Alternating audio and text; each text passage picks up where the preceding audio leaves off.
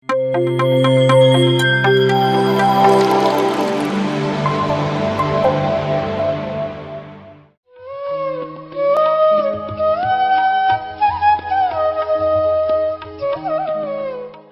ಇಂತ ಒಂದು ಅದ್ಭುತವಾದ ಈ ಒಂದು ಕಲ್ಪನೆ ತುಂಬಾನೇ ಚೆನ್ನಾಗಿದೆ. ಈ ಒಂದು ನೀವು ಈ ಕಾನ್ಸೆಪ್ಟ್ ಅಲ್ಲಿ ಮಾಡ್ತಾ ಇರೋದು ತುಂಬಾನೇ ಚೆನ್ನಾಗ್ ಅನಿಸ್ತು. ಅದರಲ್ಲಿ ನನಗೆ ಇನ್ವೈಟ್ ಮಾಡಿದ್ದಕ್ಕೆ thank you so much. BMC ಕನ್ನಡಗೆ ಥ್ಯಾಂಕ್ಸ್ ಹೇಳ್ತಾ, ಇವತ್ತಿನ ಒಂದು ಈ ನನ್ನೊಳಗಿನ ಪತ್ರಿಜಿ ಕೇಳಕ್ಕೆ ಒಂಥರ ಮೈ ರೋಮಾಂಚನ ಅನ್ಸುತ್ತೆ. ಅಷ್ಟು ಅದ್ಭುತವಾಗಿದೆ ಆ ಟಾಪಿಕ್. ಮಾತಾಡ್ಬೇಕಂದ್ರೂ ಹಾಗೆ ಆ ಅಂದ್ರೆ ಒಂಥರ ಭಾವುಕರಾಗ್ತೀವೇನೋ ಅಂತ ಅನ್ಸುತ್ತೆ. But thank you madam, thank you. So ಇಲ್ಲಿ ಇವತ್ತು ನಮ್ಗೆ ಕೊಟ್ಟಿರುವಂತದ್ದು ಪತ್ರಿಜಿ ಬೋಧಿಸಿದ ಮಾರ್ಗಸೂಚಿ ತತ್ವಗಳು. ಸಾಮಾನ್ಯ PSSM ಗೆ ಬಂದವ್ರಿಗೆ ಎಲ್ಲರಿಗೂ ಇದು ಗೊತ್ತಿರುತ್ತೆ. ಒಂದ್ ಸೆಕೆಂಡ್. PSSM ಗೆ ಯಾರೇ ಬರ್ಲಿ ನಮ್ಮ ಪಿರಮಿಡ್ ಸ್ಪಿರಿಚುವಲ್ ಸೊಸೈಟೀಸ್ ಮೂವ್ಮೆಂಟ್ಗೆ ಫಸ್ಟ್ ಈ ಒಂದು 18 ಸೂತ್ರಗಳು ಅನ್ನೋದು ತಿಳ್ಕೊಬೇಕಾಗುತ್ತೆ. ತಿಳ್ಕೊಂತೀವಿ ಕೂಡ, ಯಾಕೆಂದ್ರೆ ಪ್ರತಿಯೊಬ್ಬ ಮಾಸ್ಟರ್ಸ್ ಫಸ್ಟ್ ತಾವು ಫಾಲೋ ಮಾಡ್ತಾ, ಮತ್ತೆ PSSM ಗೆ ಬಂದಾಗ ಪ್ರತಿಯೊಬ್ರು ಫಾಲೋ ಮಾಡಬೇಕಾಗಿರುವಂತಹ ಈ ಒಂದು 18 ಮಾರ್ಗಸೂಚಿಗಳು ಯಾವ್ಯಾವ್ದು ಅಂತ ತಿಳ್ಕೊಂಬರೋಣ. ತಿಳ್ಕೊಳ್ತಾ ಅದನ್ನ ನಾವು ಹೇಗೆ ಅಳವಡಿಸ್ಕೊಳ್ತಾ ಇದೀವಿ. ಅವ್ರು ಕೊಟ್ಟಿದ್ದಾರೆ ಈ ಒಂದು 18 ಸೂತ್ರಗಳನ್ನ ಕೊಟ್ಟಿದ್ದಾರೆ, ಬಟ್ ಅದನ್ನ ನಾವು ಯಾವ ತರ ಅಳವಡಿಸ್ಕೊಳ್ತಾ ಇದೀವಿ, ಫಾಲೋ ಮಾಡ್ತಾ ಇದೀವಾ ಇಲ್ವಾ ಅಂತ ನಾವು ಚೆಕ್ ಮಾಡ್ಕೋಬೇಕಾಗತ್ತೆ.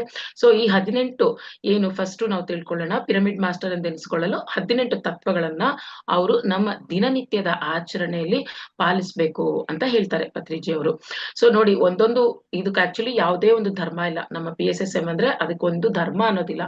ಎಲ್ಲಾ ಧರ್ಮದವರು, PSSM ಒಂದು ಧರ್ಮ ಅಷ್ಟೇನೆ. ಅಂದ್ರೆ ಅದ್ರಲ್ಲಿ ಎಲ್ಲಾ ಧರ್ಮದವರು ಇರ್ತೀವಿ ಅದ್ರಲ್ಲಿ. ಬಟ್ ಹಿಂಗೆ ಒಂದೊಂದು ಧರ್ಮದಲ್ಲೂ ಕೆಲವೊಂದು ಆಚರಿಸಲೇಬೇಕು ಅಂತ ಕೆಲವೊಂದೊಂದು ಪಾಯಿಂಟ್ಸ್ ಕೊಟ್ಟಿರ್ತಾರೋ, ಅದೇ ತರ ನಮ್ಮ PSSM ಗೆ ಬರ್ಬೇಕು ಅಂತಂದಾಗ ಇಷ್ಟು 18 ಸೂತ್ರಗಳನ್ನ ಫಾಲೋ ಮಾಡ್ಬೇಕಾಗುತ್ತೆ. ಸೊ ಮೊದಲನೇದು ಸರಿಯಾದ ರೀತಿಯಲ್ಲಿ ಅಂದ್ರೆ ಆನಾಪಾನಸತಿ ಪದ್ಧತಿಯಲ್ಲಿ ಕ್ರಮವಾಗಿ ತಪ್ಪದೆ ನಿಯಮಿತವಾಗಿ ಧ್ಯಾನ ಮಾಡ್ಬೇಕು. ಮತ್ತೆ ಪ್ರತಿಯೊಬ್ಬರು ಈ ರೀತಿಯ ಸರಿಯಾದ ಧ್ಯಾನವನ್ನ ಬೇರೆಯವ್ರಿಗೂ ಸಹ ಕಲ್ಸ್ಕೊಡುವಂಥದ್ದು ಮೊದಲನೇ ಒಂದು ತತ್ವ. ಸೊ ಇದನ್ನ ಆಕ್ಚುಲಿ ನಾನ್ ಮಾಡ್ತಾನೆ ಇದೀನಿ. ಬಂದಿದ್ದೆ ಈ ಒಂದು ಧ್ಯಾನಕ್ಕಾಗಿ. PSSM ಗೆ ನಾವು ಬಂದಿದೀವಿ. PSSM ಪರಿಚಯ ಆಗಿದ್ದು ಧ್ಯಾನದಿಂದಾನೇ. ಸೊ ಅದ್ರಲ್ಲೂ ಎಷ್ಟೋ ತರ ಧ್ಯಾನಗಳನ್ನ ನಾನು ಕಲ್ತಿದ್ದೆ. PSSM ಪರಿಚಯ ಆಗೋ ಮುಂಚೆ ಸಾಕಷ್ಟು ಧ್ಯಾನಗಳನ್ನ ಮಾಡಿದ್ದುಂಟು. ಅಂದ್ರೆ SSY ಇಂದ ಶುರು ಆಗಿದ್ದು, ಸಿದ್ಧಿ ಸಮಾಧಿ ಯೋಗದಿಂದ ಶುರು ಆಗಿದ್ದು, ಹಲವಾರು ರೀತಿ ಟ್ರಯಲ್ಸ್ ನಾನು ಮಾಡಿದ್ದೀನಿ. ಬೇರೆ ಬೇರೆ ತರ ಧ್ಯಾನಗಳನ್ನ ನೋಡಿದ್ದೀನಿ. ಬಟ್ ಅದ್ರಲ್ಲಿ ಆನಾಪಾನಸತಿ ಧ್ಯಾನ ಎಷ್ಟು ಸರಳವಾಗಿ, ಸುಲಭವಾಗಿ, ಅಷ್ಟೇ ಬೇಗ ರಿಸಲ್ಟ್ಸ್ ಸಹ ನಮ್ಗದ್ರಲ್ಲಿ ಸಿಕ್ತು. ಅಂದ್ರೆ ಒಬ್ಬೊಬ್ರು ಒಂದೊಂದು ರೀಸನ್ಗೆ ಈ ಧ್ಯಾನಕ್ಕೆ ಅನ್ನೋದಕ್ಕೆ ಬರ್ತೀವಿ. ಬಟ್ ನಾನು ಧ್ಯಾನಕ್ಕೆ ಬಂದಿದ್ದು ಅನಾರೋಗ್ಯ ಸಮಸ್ಯೆಯಿಂದಾನೇ ಬಂದಿದ್ದು. ಸೊ ಅದು ಚಿಕ್ಕದಾದ್ರೂ ಅನಾರೋಗ್ಯ ಆ ಟೈಮಲ್ಲಿ ತುಂಬಾ ದೊಡ್ಡದಾಗಿ ಕಾಣಿಸ್ತಾ ಇತ್ತು. ಆ ಒಂದು ರೀಸನ್ ನಾನು ಬೇರೆ ಕಡೆ ಎಲ್ಲ ಹೇಳಿದ್ದೀನಿ ಇದನ್ನ ಸುಮಾರು ಸಲ, ಏನಕ್ಕೆ ಬಂದಿದ್ದು ನಾನು ಧ್ಯಾನಕ್ಕೆ ಅಂತ. ಸೊ ಆ ಟೈಮಲ್ಲಿ, ಆ ಸಮಯದಲ್ಲಿ ನಮಗೆ ಇದು ಸಿಕ್ಕಿದ್ದು ಎಷ್ಟು ನಾವು ಅದಂತಾರಲ್ಲ, ಅವತ್ತು ನಮ್ಗೆ ಸಿಗಬೇಕು ಅಂತ ಯಾವಾಗ ಸಿಗಬೇಕಂತಿರುತ್ತೋ ಅವಾಗ ಕರೆಕ್ಟ್ ಆಗಿ ಸಿಗುತ್ತೆ ಅನ್ನೋ ಹಾಗೆ ನನಗೆ ಬೇಕಾಗಿತ್ತು ಸಮಯ ಅದು. ಅಷ್ಟು ಪೀಕ್ ಯಾವಾಗ ಬೇಕಿತ್ತೋ ಅಂತ ಸಮಯದಲ್ಲಿ PSSM ಪರಿಚಯ ಆಗಿ PSSM ಗೆ ಎಂಟ್ರಿ ಆಗಿ ಈ ಧ್ಯಾನ ಇಷ್ಟು ಸರಳವಾಗಿ, ಸುಲಭವಾಗಿ ವಿತಿನ್ 3 months ನಾನ್ ಮತ್ತೆ ಹೇಗೆ ಇದ್ನೋ ಹಾಗೆ ಆಗಕ್ಕೆ ಕಾರಣ ಈ ಒಂದು ಆನಾಪಾನಸತಿ ಧ್ಯಾನ. ಸೊ ಹಾಗಾಗಿ ಇದನ್ನ ನಾವ್ ಹೇಗೆ ಊಟ, ತಿಂಡಿ, ಸ್ನಾನ ಇವೆಲ್ಲ ಮಾಡ್ತೀವೋ ಅದೇ ತರನೇ ಧ್ಯಾನ ಕೂಡ. ಊಟ ತಿಂಡಿ ಬಿಟ್ರು ಸಹ ಧ್ಯಾನವನ್ನ ಬಿಡುವಂತದ್ದು ಅಲ್ಲ. ಪ್ರತಿ ದಿನಾನು ಅದು ಎಷ್ಟೊತ್ತಾದ್ರೆ ಅಷ್ಟು ಮಾಡೋದು, ಅದು ಅಷ್ಟು ರೂಢಿ ಆಗೋಗ್ಬಿಟ್ಟಿದೆ. ಸೊ ಅದು ಅಲ್ಲದೆ ಈಗ ನಾನು ಕ್ಲಾಸಸ್ ಮಾಡ್ತಾರೆ ಅಂತ ಜೈ ಹೋಮ್ ಮೆಡಿಟೇಷನ್ ಎಲ್ಲರಿಗೂ ಗೊತ್ತಿರೋಂಗೆ ಡೈಲಿ ಕ್ಲಾಸಸ್ ಇರೋದ್ರಿಂದ ಮಾಡೇ ಮಾಡ್ತೀವಿ. ಎಲ್ರೂ ಸೇರಿ ನಾವು ಗ್ರೂಪ್ ಅಲ್ಲಿ ಮಾಡ್ತೀವಿ. ಮಾಡ್ತಾ ಮಾಡ್ತಾ ದಿನಕ್ಕೊಬ್ರಿಗೆ ಖಂಡಿತ ಯಾರು ಒಬ್ರಿಗೆ ಹೊಸೊಬ್ರಿಗೆ ಪರಿಚಯ ಮಾಡ್ಕೊಡ್ತಾನೆ ಇದ್ದೀನಿ. ಅದ್ ನನ್ನ ಲೈಫಲ್ಲಿ ಒಂದು ಪಾರ್ಟ್ ಆಗ್ಬಿಟ್ಟಿದೆ. ಅಪ್ಪಿತಪ್ಪಿ ನಾನು ಮಾರ್ನಿಂಗ್ 4:30 ಕ್ಲಾಸ್ಗೆ ಒಂದಿನ ಅಥವಾ ಒಂದೆರಡು ದಿನ ಇಲ್ಲ ಅಂತ ಹೇಳ್ಬೋದೇನೋ ಅಷ್ಟೇ. ಆಲ್ಮೋಸ್ಟ್ ಡೈಲಿನೂ ಇರುತ್ತೆ. ಆ ತರ ಅಷ್ಟು ಧ್ಯಾನವನ್ನ ನಾವು ಅಳವಡಿಸ್ಕೊಂಡಿದ್ದೀವಿ. ಸೊ ಅದು ಫಸ್ಟ್ ಪಾಯಿಂಟ್ ಹೇಳ್ಬೇಕು ಅಂದ್ರೆ, ಸರಿಯಾದ ರೀತಿಯಲ್ಲಿ ಸತಿ ಪದ್ಧತಿಯಲ್ಲಿ ಕ್ರಮವಾಗಿ ತಪ್ಪದೆ ನಿಯಮಿತವಾಗಿ ಧ್ಯಾನ ಮಾಡ್ಬೇಕು ಅನ್ನೋದಕ್ಕೆ ಖಂಡಿತ ಅದನ್ನ ನಾನು ಅಳವಡಿಸ್ಕೊಂಡಿದ್ದೀನಿ. ನಮ್ ಕ್ಲಾಸಲ್ಲಿ ಬರೋ ಎಷ್ಟೋ ಜನ ಅಷ್ಟು ಕನ್ಸಿಸ್ಟೆಂಟ್ ಆಗಿ ಎಲ್ರೂ ಜಾಯಿನ್ ಆಗ್ತಾರೆ 4:30ಗೆ. ಅಷ್ಟು ಚೆನ್ನಾಗಿ ನಾವೆಲ್ಲ ಸೇರ್ಕೊಂಡು ಅದನ್ನ ಮಾಡ್ತಾ ಜೊತೆಯಲ್ಲಿ ನಾವು ಸಾಧನೆ ಮಾಡ್ತಾ ಬೇರೆಯವ್ರಿಗೆ ಹೇಳ್ಕೊಡ್ತಾ ಮುಂದುವರಿತಾ ಇದೀವಿ. ಇದು ಮೊದಲನೇ ಸೂತ್ರ. ಸ್ಯಾಟಿಸ್ಫೈ ಮಾಡಿದೀವಿ ಅಂತ ನಮಗೂ ಸ್ಯಾಟಿಸ್ಫ್ಯಾಕ್ಷನ್ ಇದೆ. ಸೊ ಸೆಕೆಂಡ್ ಒನ್, ಸರಿಯಾದ ಆಧ್ಯಾತ್ಮಿಕ ಪುಸ್ತಕಗಳನ್ನು ಓದಬೇಕು. ಆ ಪುಸ್ತಕಗಳನ್ನ ಇತರರಿಗೆ ಓದುವಂತೆ ಪ್ರೇರೇಪಿಸಬೇಕು. ಇದೂನು ಅಷ್ಟೇ ನಿಜವಾಗ್ಲೂ ಎಂತ ಒಂದು ಒಳ್ಳೆ ಪಾಯಿಂಟ್ ಅಂತಂದ್ರೆ, ಪ್ರತಿಯೊಬ್ರು ಖಂಡಿತ ಓದ್ಬೇಕು ಈ ಪುಸ್ತಕಗಳನ್ನೆಲ್ಲ. ನಮಗೆ ಪತ್ರಿಜಿ ಹೇಳಿರೋವಂಗೆ ಮೇನ್ 4 ಪಿಲ್ಲರ್ಸ್ ಆಫ್ PSSMA ಇದು: ಧ್ಯಾನ, ಸ್ವಾಧ್ಯಾಯ, ಸಜ್ಜನ ಸಾಂಗತ್ಯ, ಸೇವೆ.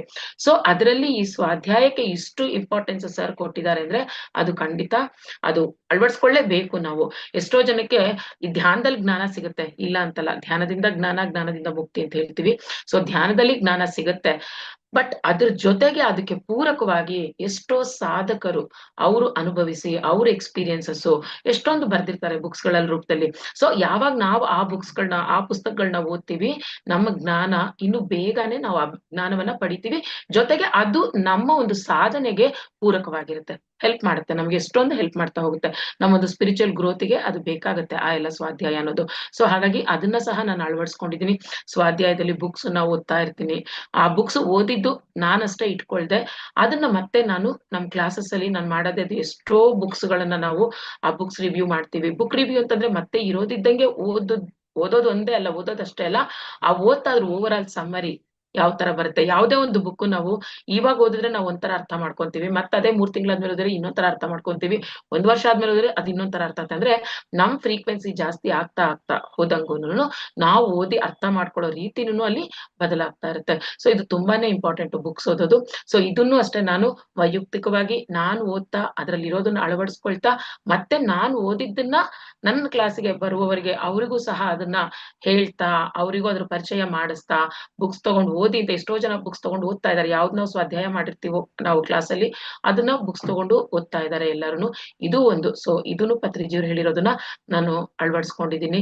ಸೊ ತುಂಬಾ ಖುಷಿ ಅನ್ಸುತ್ತೆ, ಒಂದೊಂದು ನಾವು ನೋಡ್ತಾ ಟಿಕ್ ಮಾಡ್ಕೊಂಡು ಹೋದಾಗ ಇಷ್ಟು ಫಾಲೋ ಮಾಡ್ತಿದೀವಲ್ಲ ಅಂತಂದ್ಬಿಟ್ಟು ಖುಷಿ ಆಗುತ್ತೆ. ಆವಾಗ್ಲೇ ಸಾಧ್ಯ ನಮ್ಮೊಳಗ್ ನಾವು ಪತ್ರಿಜಿನ ನೋಡ್ಕೊಳ್ಳೋದು ಅಂದ್ರೆ ಅವ್ರು ಹಾಕೊಟ್ಟಿರೋ ಈ ಮಾರ್ಗಸೂಚಿಗಳು ಫಾಲೋ ಮಾಡ್ತಾ ಇದೀವಲ್ಲ ಅನ್ನೋದೊಂದು ಸ್ಯಾಟಿಸ್ಫ್ಯಾಕ್ಷನ್ ನಮ್ಗೆ ತೃಪ್ತಿ ಇರುತ್ತೆ. ಸೊ ಮೂರನೇದು, ಅನುಭವಗಳನ್ನ ಮತ್ತು ಪುಸ್ತಕ ಜ್ಞಾನವನ್ನ ಪರಸ್ಪರ ಹಂಚಿಕೊಳ್ಳುವುದು. ಇದೀಗ ಆಲ್ರೆಡಿ ನಾನು ಅದನ್ನು ಕವರ್ ಮಾಡ್ಬಿಟ್ಟೆ ಅಲ್ಲಿ. ಸೊ ಸರಿಯಾದ ಪುಸ್ತಕಗಳನ್ನ ಓದಿ ನಾನು ಅದನ್ನ ಕ್ಲಾಸಲ್ಲಿ ಮತ್ತೆಲ್ಲರಿಗೂ ಹೇಳ್ಕೊಡ್ತಾ, ಅಥವಾ ನಮಗೆ ಯಾರು ಸಿಕ್ಕಿದ್ರು, ಫ್ರೆಂಡ್ಸ್ ಇರ್ಬೋದು, ಯಾರೋ ಇರ್ಬೋದು, ಅವ್ರೇನೋ ಒಂದು ಪ್ರಾಬ್ಲಮ್ ಅಂತ ಹೇಳ್ಕೊಂಡು ಬಂದಿರ್ತಾರೆ, ಅವ್ರಿಗೆ ಸಜೆಸ್ಟ್ ಮಾಡೋದು, ಇಂಥ ಬುಕ್ ಓದಿ ಅದ್ರಲ್ಲಿ ಗೊತ್ತಾಗುತ್ತೆ. ಅಂದ್ರೆ ಈಗ ಆಗಿನ ಕಾಲಕ್ಕೆ ಅವ್ರು ಬುಕ್ಸ್ ಓದೋದಿತ್ತು, ಈಗ ನಮಗೆ ಬುಕ್ಸ್ ಓದೋದು ಅದ್ರ ಜೊತೆಗೆ ಯೂಟ್ಯೂಬ್ ತುಂಬಾ ಹೆಲ್ಪ್ ಆಗ್ತಾ ಇದೆ. ಎಷ್ಟು channels they are also like books ಓದ್ಲಿ. ಬುಕ್ಸ್ ಇಂದ ನಮಗೆ ಹೇಗೆ ನಾಲೆಡ್ಜ್ ಸಿಗ್ತಾ ಇದೆಯೋ ಹಾಗೆ ಆ ಯೂಟ್ಯೂಬ್ ಒಂದು ಚಾನಲ್ ತೆಗೆದ್ರೆ ನಮ್ಗೆ ಎಷ್ಟೊಂದು ಜ್ಞಾನ ಅಲ್ಲೂ ಸಿಗ್ತಾ ಇದೆ ಇವಾಗ. ಸೊ ಯಾರಿಗ್ ಓದೋಕ್ ಬರುತ್ತೆ ಓಕೆ ಓದಿ, ಅಕಸ್ಮಾತ್ ಓದೋಕ್ ಬರ್ದಿರೋರು ಈ ತರ ಚಾನಲ್ಸ್ ಹಾಕೊಳ್ಳಿ, ಅಲ್ಲಿ ಅಷ್ಟು ಸಿಗುತ್ತೆ ನಮ್ಗೆ ಜ್ಞಾನ ಅಂತ ಅಂದ್ಬಿಟ್ಟು ಆ ಲಿಂಕ್ ಶೇರ್ ಮಾಡೋದಿರ್ಬೋದು, ಅಥವಾ ಬುಕ್ಸ್ ಹೆಸರುಗಳನ್ನ ಶೇರ್ ಮಾಡೋದು, ಇದೆಲ್ಲಾನು ನಾವು ಮಾಡ್ತಾನೆ ಬರ್ತಾ ಇದೀವಿ.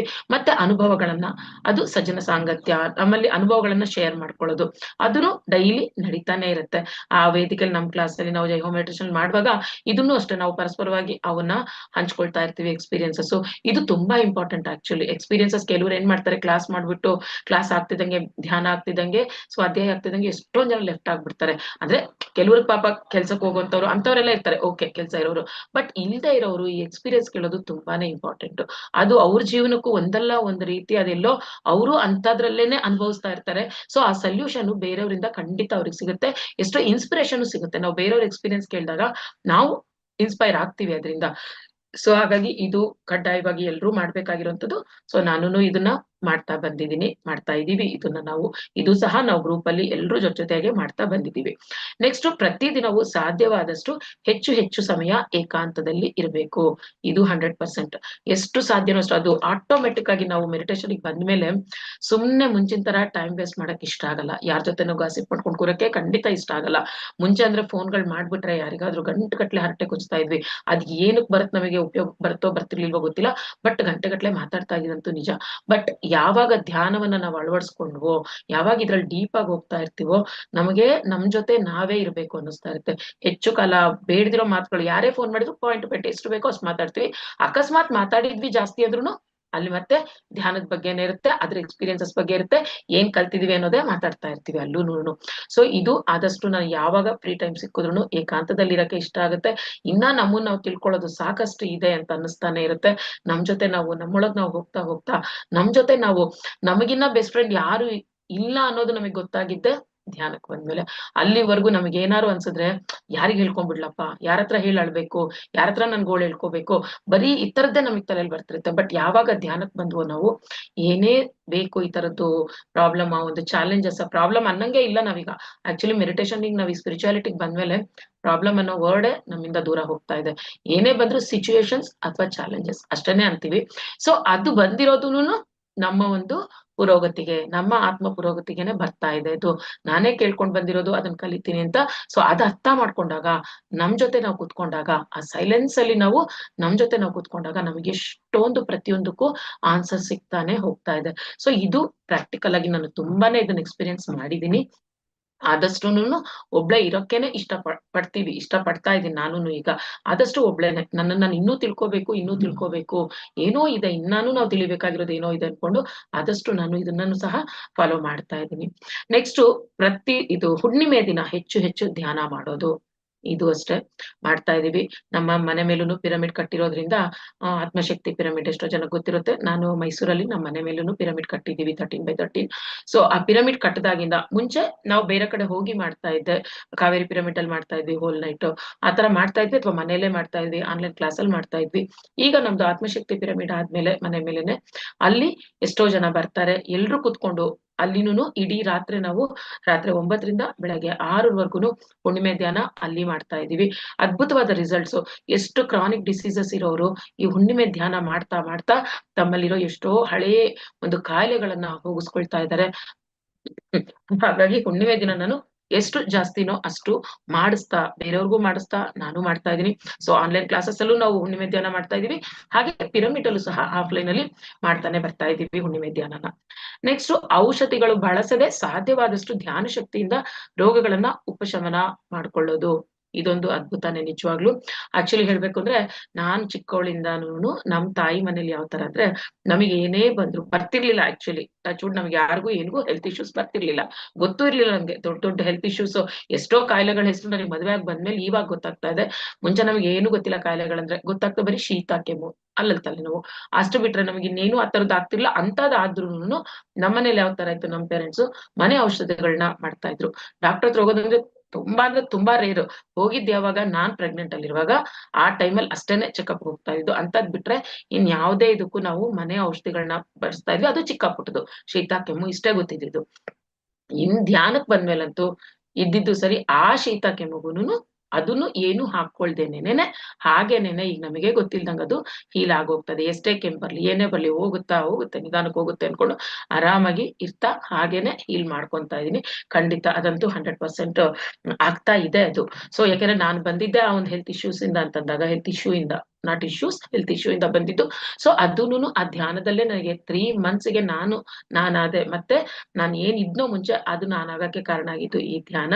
ಸೊ ಹಾಗಾಗಿ ಏನೇ ಬಂದ್ರು ಇವಾಗ ಏನ್ ಅನ್ಸಲ್ಲ, ಅಯ್ಯೋ ಹಿಂಗಾಗೋಯ್ತಾ ಹಂಗಾಗೋಯ್ತಾ ಏನ್ ಅನ್ಸಲ್ಲ. ಏನ್ ಬಂದ್ರು ನನ್ ಕೈಯಲ್ಲಿದೆ, ನನಗ್ ಗೊತ್ತು ಹೇಗದ್ ಡೀಲ್ ಮಾಡ್ಕೊಳ್ಳೋದು ಅನ್ನೋ ಒಂದು ಕಾನ್ಫಿಡೆನ್ಸು ಬಂದಿದೆ. ಹಾಗಾಗಿ ಈಗ್ಲೂ ಅಷ್ಟೇ ಡಾಕ್ಟರ್ ಹತ್ರ ಹೋಗೋ ಕೆಲಸ ಅನ್ನೋದು ಇಲ್ವೇ ಇಲ್ಲ, ಹೋಗೇ ಇಲ್ಲ. ಹೇಳ್ಬೇಕು ಅಂತಂದ್ರೆ ಹೋಗೇ ಇಲ್ಲ. ಮೆಡಿಟೇಷನ್ ಬಂದಾಗಿಂದನು ನೋ ಡಾಕ್ಟರ್ಸ್ ನೋ ಮೆಡಿಸಿನ್ಸ್ ಅನ್ನೋದಂತೂ 100% ಟ್ರೂ. ಅದನ್ನು ಅಳವಡಿಸ್ಕೊಂಡಾಗಿದೆ. ನೆಕ್ಸ್ಟ್, ಮಾಂಸಾಹಾರಕ್ಕಿಂತ ಸಸ್ಯಾಹಾರ ಮಾನವನ ಉತ್ತಮ ಆಹಾರವೆಂದು ತಿಳಿಯುವುದು. ಇದು ಆಕ್ಚುಲಿ ನಾನ್ ವೆಜಿಟೇರಿಯನ್ಸ್ಗಾದ್ರೆ ಇದು ಅಪ್ಲೈ ಆಗುತ್ತೆ. ಬಟ್ ನಾನು ಚಿಕ್ಕವಳಿಂದ ಅಂದ್ರೆ ಬೈ ಬರ್ತ್ ನಾವು ವೆಜಿಟೇರಿಯನ್ಸ್ ಆಗಿರೋದ್ರಿಂದ ನಮ್ಗೆ ಇದ್ರದ್ದು ಯಾವುದೇ ರೀತಿಯ ತೊಂದರೆನೂ ಇಲ್ಲ. ಬಟ್ ಏನ್ ಇದ್ರಲ್ಲಿ ನಾನು ಅಳವಡಿಸ್ಕೊಂಡಿದ್ದು, ಬೆಳ್ಳುಳ್ಳಿ ಕಂಪ್ಲೀಟ್ ಆಗಿ ಬಿಟ್ಬಿಟ್ಟೆ. ಫಸ್ಟ್ ಬೆಳ್ಳುಳ್ಳಿ ಯೂಸ್ ಮಾಡ್ತಾ ಇದ್ವಿ, ಈಗ ಆ ಬೆಳ್ಳುಳ್ಳಿನೂ ಯೂಸ್ ಮಾಡಲ್ಲ. ಮಶ್ರೂಮ್ ಅಂತೂ ಮುಂಚೆಯಿಂದಾನು ತಿಂತಾ ಇರ್ಲಿಲ್ಲ, ಈಗಿನ್ನೇನ್ ಇಲ್ವೇ ಇಲ್ಲ. ಬಟ್ ನನ್ನಲ್ಲಿ ಆ ಫುಡ್ ಅಲ್ಲಿ ಮಾತ್ರ ಬೆಳ್ಳುಳ್ಳಿನ ಕಂಪ್ಲೀಟ್ ಆಗಿ ಅವಾಯ್ಡ್ ಮಾಡ್ಬಿಟ್ಟಿದೀನಿ. ಜೊತೆಗೆ ಶುದ್ಧ ಸಾತ್ವಿಕ ಆಹಾರ ತಗೊಳ್ತಾ ಇದ್ದಿದ್ದೆ, ಸಾತ್ವಿಕ ಆಹಾರ ಮುಂಚಿಂದನು. ಬಟ್ ಈಗಂತೂ ಇನ್ನೂ ಶುದ್ಧ ಸಾತ್ವಿಕ ಆಹಾರ.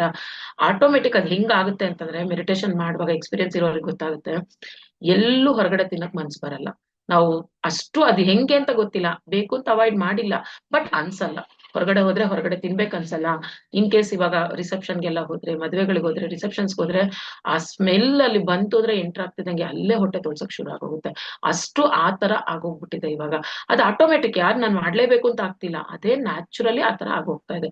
ಎಲ್ಲೋದ್ರು ಆತರ ಎಲ್ಲೆಲ್ಲೋ ತಿನ್ಬೇಕ್ ಅನ್ಸಲ್ಲ. ಯಾವ್ಯಾವ್ದೋ ಎಲ್ಲೆಲ್ಲೋ ಮುಂಚೆ ಹೆಂಗಂದ್ರೆ ನಂಗೆ ತಿಂತಾ ಇದ್ವಿ, ಬಟ್ ಇವಾಗ ಎಲ್ಲೂ ತಿನ್ಬೇಕು ಅನ್ಸಲ್ಲ. ಮನೆಗೆ ಬಂದು ಅದನ್ನು ಎಷ್ಟು ಹಿತಮಿತ ಆಗೋಗಿದೆ ಅಂತಂದ್ರೆ ಆ ಫುಡ್ ಅನ್ನೋದು ಬೇಡವಾಗ್ತಾ ಇದೆ. ಈಗ ಮುಂಚೆ ಏನಕ್ಕೆ 3 ಹೊತ್ತು 4 ಹೊತ್ತು ತಿಂತಾ ಇದ್ವಿ, ಇಲ್ವೇ ಇಲ್ಲ ಈಗ. ಒಂದ್ ಹೊತ್ತು ಅಷ್ಟೇನೇನೆ. ಆಮೇಲೆ ಬೇಕು ಅಂತಾನು ಅನ್ಸಲ್ಲ, ಅಯ್ಯೋ ನನ್ಗೆ ತಿನ್ಲಿಲ್ಲ ಅಂತ ಬಲವಂತವಾಗಲ್ಲ ಅದು ಕಂಟ್ರೋಲ್ ಮಾಡ್ತಿರೋದು, ನ್ಯಾಚುರಲ್ ಆಗೇನೆ ಅದಾಗ್ತಾ ಬರ್ತಾ ಇದೆ. ಅದಾಗೋದ್ ಸಹಜ, ಧ್ಯಾನಿಗಳಿಗೆಲ್ಲ ಅದಾಗ್ತಾನೆ ಬರುತ್ತೆ. ಸೊ ಹಾಗಾಗಿ ಇಲ್ಲಿ ಮಾಂಸಾಹಾರಕ್ಕಿಂತನೂ ಸಸ್ಯಾಹಾರ ಮಾನವನ ಉತ್ತಮ ಆಹಾರ ಅನ್ನೋದು ಬೈ ಬರ್ತಿಂದನೂ ಅದು ಬಂದಿರೋದ್ರಿಂದ ಅದು ಕರೆಕ್ಟ್ ಅದು. ಬಟ್ ಎಷ್ಟೋ ಜನಕ್ಕೆ ನನಗೆ ಇದ್ರಲ್ಲಿ ಏನು ಅಂತಂದ್ರೆ, ಈಗ ನಾವು ಆ ಒಂದು ಟೀಚಿಂಗ್ ಅಲ್ಲಿ ಈ ಒಂದು ಧ್ಯಾನವನ್ನ ಬೇರೆಯವ್ರಿಗೆ ಪ್ರಚಾರ ಮಾಡ್ತಿರೋದು, ಹೇಳ್ಕೊಡೋದ್ರಿಂದ ಎಷ್ಟೋ ಜನ ನನ್ನ ಕ್ಲಾಸಿಗೆ ಬಂದ ಮೇಲೆ ನಮ್ಮ ಮಾತುಗಳನ್ನ ಕೇಳೇನೇನೆ ಅವರೆಲ್ಲ ವೆಜಿಟೇರಿಯನ್ಸ್ ಆಗಿ ಕನ್ವರ್ಟ್ ಆಗಿರೋದು ಸಾವಿರಾರು ಜನ ಇದ್ದಾರೆ. ಅದು ನನಗೆ ಹೆಮ್ಮೆ ಅನ್ಸುತ್ತೆ. ತುಂಬಾ ಜನ ಬಿಟ್ಬಿಟ್ಟಿದ್ದಾರೆ, ನಾನ್ ವೆಜಿಟೇರಿಯನ್ಸ್ ಇರೋರು ನಮ್ಮ ಕ್ಲಾಸಲ್ಲಿ ಎಷ್ಟೋ ಜನ ಬಿಟ್ಟುಬಿಟ್ಟಿದ್ದಾರೆ, ಮೊಟ್ಟೆನೂ ತಿಂತಾ ಇಲ್ಲ. ಈವನ್ ಮುಸ್ಲಿಮ್ಸ್ ತುಂಬಾ ಜನ ಬಿಟ್ಟಿದ್ದಾರೆ. ಅವ್ರು ಫೋನ್ ಮಾಡಿ ಹೇಳುವಾಗ ನನಗೆ ಖುಷಿ ಆಗುತ್ತೆ, ನಾವು ಬಿಡೋದು ದೊಡ್ಡದಲ್ಲ, ಅವರು ಬಿಡ್ತಾ ಇದಾರಲ್ಲ ಅದು ತುಂಬಾನೇ ಖುಷಿ ಆಗುತ್ತೆ. ಅವ್ರು ಹೇಳ್ಕೊಂಡಾಗ ನನಗೆ ಅಷ್ಟೇ ಖುಷಿ ಆಗುತ್ತೆ. ಅವರು ಬಿಟ್ಟು ಮತ್ತೆ ಅವ್ರುನು ಪ್ರಚಾರ ಮಾಡ್ತಾ ಅವ್ರ ಕಡೆಯವ್ರನ್ನು ಬಿಡಿಸ್ತಾ ಇದ್ದಾರೆ, ಅದು ತುಂಬಾನೇ ಖುಷಿ ಆಗುತ್ತೆ ನನಗೆ. ಸೊ ಅಂದ್ರೆ ಇದ್ರಲ್ಲಿ ಎಲ್ಲಾ ರೀಸನ್ಸ್ ಯಾಕೆ ಮಾಂಸಾಹಾರ ಬಿಡ್ಬೇಕು ಅನ್ನೋದು ಸಾಕಷ್ಟು ಕ್ಲಾಸ್ಗಳೆಲ್ಲರೂ ಕೇಳಿರ್ತೀವಿ. ಸೊ ಅಷ್ಟು ಒಳ್ಳೆ ಸೈಂಟಿಫಿಕ್ ರೀಸನ್ಸ್ ಇರುವಾಗ ಯಾಕೆ ಬಿಡಬಾರ್ದು, ಅದ್ ತಿಳ್ಕೊಂಡವ್ರು ಖಂಡಿತ ಅದನ್ನ ಬಿಡ್ತಾ ಹೋಗ್ತಾರೆ. ಮಾನವೀಯತೆ ಎಲ್ಲಾನು ಇದೆ ಅದ್ರಲ್ಲಿ, ನಾನ್ ವೆಜ್ ಬಿಡಕ್ಕೆ ರೀಸನ್ಸ್ ಎಷ್ಟೋ ತರ. ಸೊ ಅದೆಲ್ಲ ಅರ್ಥ ಮಾಡ್ಕೊಂಡವ್ರು ಖಂಡಿತ ಅದನ್ನ ಬಿಟ್ಟೇ ಬಿಡ್ತಾರೆ. ಪತ್ರಿಜಿಯವ್ರು ಹೇಳ್ತಾರೆ, ನೀ ಧ್ಯಾನ ಮಾಡ್ತೀಯೋ ಬಿಡ್ತೀಯೋ ಗೊತ್ತಿಲ್ಲ, ಅಟ್ಲೀಸ್ಟ್ ವೆಜಿಟೇರಿಯನ್ಸ್ ಆಗಿ ಅಂತ ಅಂದ್ಬಿಟ್ಟು. ಸೊ ಬಲವಂತ ಮಾಡೋದ್ ಬೇಡ, ಅವರೇ ನ್ಯಾಚುರಲ್ ಆಗಿ ಬಿಡ್ತಾ ಬರ್ತಾರೆ. ನಾವು ಏನು ಮಾತಾಡ್ತೀವೋ ಅದು ಖಂಡಿತ ಅಂದ್ರೆ ಆ ಒಂದು ವಾಕ್ ಶಕ್ತಿ ಇರ್ಬೇಕು ನಮಗೆ. ವಾಕ್ ಶಕ್ತಿ ಬರ್ಬೇಕು ಅಂತಂದಾಗ ಸಾಧನೆ ತುಂಬಾನೇ ಮುಖ್ಯ ಆಗುತ್ತೆ. ಸುಮ್ನೆ ಕೆಲವ್ರು ಅಯ್ಯೋ ನಾವ್ ಹೇಳ್ತಾನೆ ಇದೀವಿ ಅವ್ರು ಬಿಡೋದೇ ಇಲ್ಲ, ಆ ತರ ಮಾತುಗಳು ಮಾತಾಡ್ತಿರ್ತಾರೆ ಎಷ್ಟೋ ಜನ ಮಾಸ್ಟರ್ಸ್. ಅದನ್ನ ಮಾತಾಡ್ಬೇಡಿ, ಖಂಡಿತ ಬಿಡ್ತಾರವ್ರು. ನಮಗೊಂದು ವಾಕ್ ಶುದ್ಧಿ ಬೇಕು, ವಾಕ್ ಶಕ್ತಿ ಬೇಕು. ಅದು ಬಂದ ಮೇಲೆ ಖಂಡಿತ ಎಲ್ರೂ ಕೇಳ್ತಾರೆ, ಅದು ಹಾಗೆ ಆಗತ್ತೆ. ಸೊ ಆಗ್ತಾ ಇದೆ ಹೀಗೆ ಎಷ್ಟೋ ಜನ ನಮ್ಮ PSSM ಮಾಸ್ಟರ್ಸ್ ಇದು ಪ್ರಚಾರ ಮಾಡ್ತಾ ಮಾಡ್ತಾ ಮಾಡ್ತಾ ಎಷ್ಟೋ ಜನ ಬಿಟ್ಬಿಟ್ಟಿದ್ದಾರೆ ಅದನ್ನ. ನೆಕ್ಸ್ಟ್ ಸಾಧ್ಯವಾದಷ್ಟು ಹಿತಮಿತ ಸಾತ್ವಿಕ, ಇದು ಆ ಪಾಯಿಂಟ್ಗೆ ಬಂದ್ಬಿಡ್ತು, ನಾನು ಅದೇ ಹೇಳ್ಬಿಟ್ಟಿದ್ದೀನಿ. ನೆಕ್ಸ್ಟ್ ಪ್ರತ್ಯೇಕವಾದ ಆಧ್ಯಾತ್ಮಿಕ ವಸ್ತ್ರಧಾರಣೆ ಇದು ಅನಗತ್ಯ ಅಂತ. ಇದು ಕರೆಕ್ಟ್ ಅಲ್ವಾ? ಅಂದ್ರೆ ಈಗ ಎಷ್ಟೋ ಸ್ಪಿರಿಚುವಲ್ ಇದ್ರಲ್ಲಿ ನಾವು ನೋಡ್ತಾ ಇರ್ತೀವಿ, ಒಂದು ಯೂನಿಫಾರ್ಮ್ ಇದೇ ತರ ಬಟ್ಟೆ ಹಾಕೋಬೇಕು, ಇಲ್ಲ ಆರೆಂಜ್ ಕಲರ್ ಬಟ್ಟೆ ಹಾಕೋಬೇಕು, ಇಲ್ಲ ವೈಟ್ ಕಲರ್ ಬಟ್ಟೆನೆ ಹಾಕೋಬೇಕು, ಹೀಗೆ ಇರ್ಬೇಕು, ತಲೆ ಮೇಲಿಂದ ಮುಸ್ಕ್ ಹಾಕೊಂಡೇ ಇರ್ಬೇಕು. ಇದೆಲ್ಲ ಸಾಕಷ್ಟು ಎಲ್ಲಾ ಒಂದು ಇದ್ರಲ್ಲೂ ನಾವು ನೋಡ್ತೀವಿ, ಧರ್ಮಗಳಲ್ಲಿ ನೋಡ್ತಾ ಇರ್ತೀವಿ. ಬಟ್ ಇಲ್ಲಿ PSSM ಅಲ್ಲಿ ಇದು ನಮಗೆ ಕಂಪ್ಲೀಟ್ ಒಂದು ಸ್ವೇಚ್ಛೆ, ನಮ್ಮ ಸ್ವೇಚ್ಛೆ. ನಮಗೆ ನಾವ್ ಯಾವ ತರ ಬಟ್ಟೆನಾರು ಹಾಕೋಬಹುದು. ನಾವು ನೋಡಕ್ ಎಷ್ಟೋ ಜನಕ್ಕೆ ಪತ್ರಿಜಿನೇ ಯಾರು ನೋಡಿದ್ರೆ ಅವರು ಗುರುಗಳು ಅಷ್ಟೊಂದು ಅವ್ರಲ್ಲಿ ಆ ಜ್ಞಾನ ಇದೆಯಾ, ಅವ್ರ ಆ ಸ್ಥಿತಿ ಇದಾರ ಅಂತ ಗೊತ್ತೇ ಆಗಲ್ಲ. ಯಾಕೆಂದ್ರೆ ಅವ್ರು ನಾರ್ಮಲ್ ಆಗಿ ಆತರ ಇರ್ತಾ ಇದ್ರು, ಅದು ಅರ್ಥ ಆಗ್ತಿರ್ಲಿಲ್ಲ. ಸೊ ಅದೇ ತರ ನಮ್ಗೆ ಆ ಕಂಡೀಷನ್ಸ್ ಎಲ್ಲೂ ಇಲ್ಲ, ಅದ್ರಲ್ಲೂ ಫ್ರೀಡಮ್ ಇದೆ ನಮಗೆ. ನಮ್ಮ ಸ್ಪಿರಿಚುವಲ್ ಗ್ರೋತ್ಗೂ ನಮ್ಮ ಒಂದು ಅಟೈರ್ಗೂ ಯಾವುದೇ ರೀತಿ ಒಂದು ಏನು ಬೌಂಡ್ರೀಸ್ ಇಲ್ಲ, ಹೀಗೆ ಇರ್ಬೇಕು ಹಾಗೆ ಇರ್ಬೇಕು ಅನ್ನೋದಿಲ್ಲ. ಸೊ ಯಾರಿಗೆ ಏನು ಅವ್ರಿಗೆ ಕಂಫರ್ಟಬಲ್ ಆಗಿರುತ್ತೋ ಅದನ್ನ ಹಾಕೋಬಹುದು. ಅದಕ್ಕೂ ಮತ್ತೆ ನಮ್ಮ ಸ್ಪಿರಿಚುವಲ್ ಪ್ರಾಕ್ಟೀಸಸ್ಗೂ ಯಾವುದೇ ರೀತಿ ಒಂದು ಸಂಬಂಧ ಇಲ್ಲ. ನಿಮಗೆ ಏನು ಬೇಕೋ ಅದನ್ನ ಹಾಕೊಂಡು ನಮ್ಮ ಒಂದು ಈ ಸ್ಪಿರಿಚುಯಾಲಿಟಿ ಏನಿದೆ ಇದರಲ್ಲಿ ಪ್ರಾಕ್ಟೀಸಸ್ ಅಲ್ಲಿ ನಾವು ಇರಬಹುದು. ಸೊ ಇದಕ್ಕೆ ಯಾವುದು ವಸ್ತ್ರಧಾರಣೆ ನಿಜವಾಗ್ಲೂ ಇದು ಅಗತ್ಯ ಅಲ್ವೇ ಅಲ್ಲ. ನಾವು ಒಳಗಿಂದ ನಾವು ಇನ್ನರ್ ಟ್ರಾನ್ಸ್ಫಾರ್ಮೇಶನ್ ಬೇಕಷ್ಟೇ ಹೊರತು ಹೊರಗಿಂದ ನಾವು ಹಿಂಗೆ ಇರ್ಬೇಕು ಹಾಗೆ ಇರ್ಬೇಕು ಅನ್ನೋದ್ರಲ್ಲಿ ಅರ್ಥ ಇಲ್ವೇ ಇಲ್ಲ. ಎಲ್ಲಾ ಹಾಕೊಂಡು ಎಲ್ಲಾ ಮಾಡ್ಕೊಂಡು ಒಳಗ್ ನಮ್ದು ಇನ್ನರ್ ಟ್ರಾನ್ಸ್ಫಾರ್ಮೇಶನ್ ಇಲ್ಲ ಅಂದ್ರೆ ನೋ ಯೂಸ್. ಸೊ ಹಾಗಾಗಿ ಇಲ್ಲಿ ನಾವು ಹಾಕೊಳ್ಳೋ ಬಟ್ಟೆಗಳಿಗೂನು ನಮ್ಮ ಈ ಒಂದು ಸ್ಪಿರಿಚುಯಾಲಿಟಿಗೂನು ಯಾವುದೇ ರೀತಿ ಕಂಡೀಷನ್ಸ್ ಇಲ್ಲ. ಎಲ್ರಿಗೂ ಅವ್ರದೇ ಆಗಿರೋ ಅವ್ರಿಗೊಂದು ಫ್ರೀ ವಿಲ್ ಇದೆ. ಹಾಗಾಗಿ ನಾವು ಯಾರಿಗೂ ಯಾವುದೇ ಕಂಪಲ್ಷನ್ ಮಾಡಲ್ಲ, ಇದೇ ತರ ಹಾಕೊಳ್ಳಿ ಅದೇ ತರ ಹಾಕೊಳ್ಳಿ, ಕಂಪಲ್ಷನ್ ಇಲ್ಲ. ಎಲ್ರಿಗೂ ಗೊತ್ತು ಅವ್ರ ಮರ್ಯಾದೆ ಯಾವ ತರ ಕಾಪಾಡ್ಕೋಬೇಕು, ಏನ್ ಹಾಕೊಂಡ್ರೆ ಯಾವ ತರ ಇರುತ್ತೆ ಅದೀಗ ಎಲ್ಲರಿಗೂ ಗೊತ್ತಿದೆ. ಸೊ ಅದ್ರ ಪ್ರಕಾರ ಅದು ಸರಿಯಾಗಿದೆ, ಅಳವಡಿಸ್ಕೊಂಡಾಗಿದೆ ಅದನ್ನು.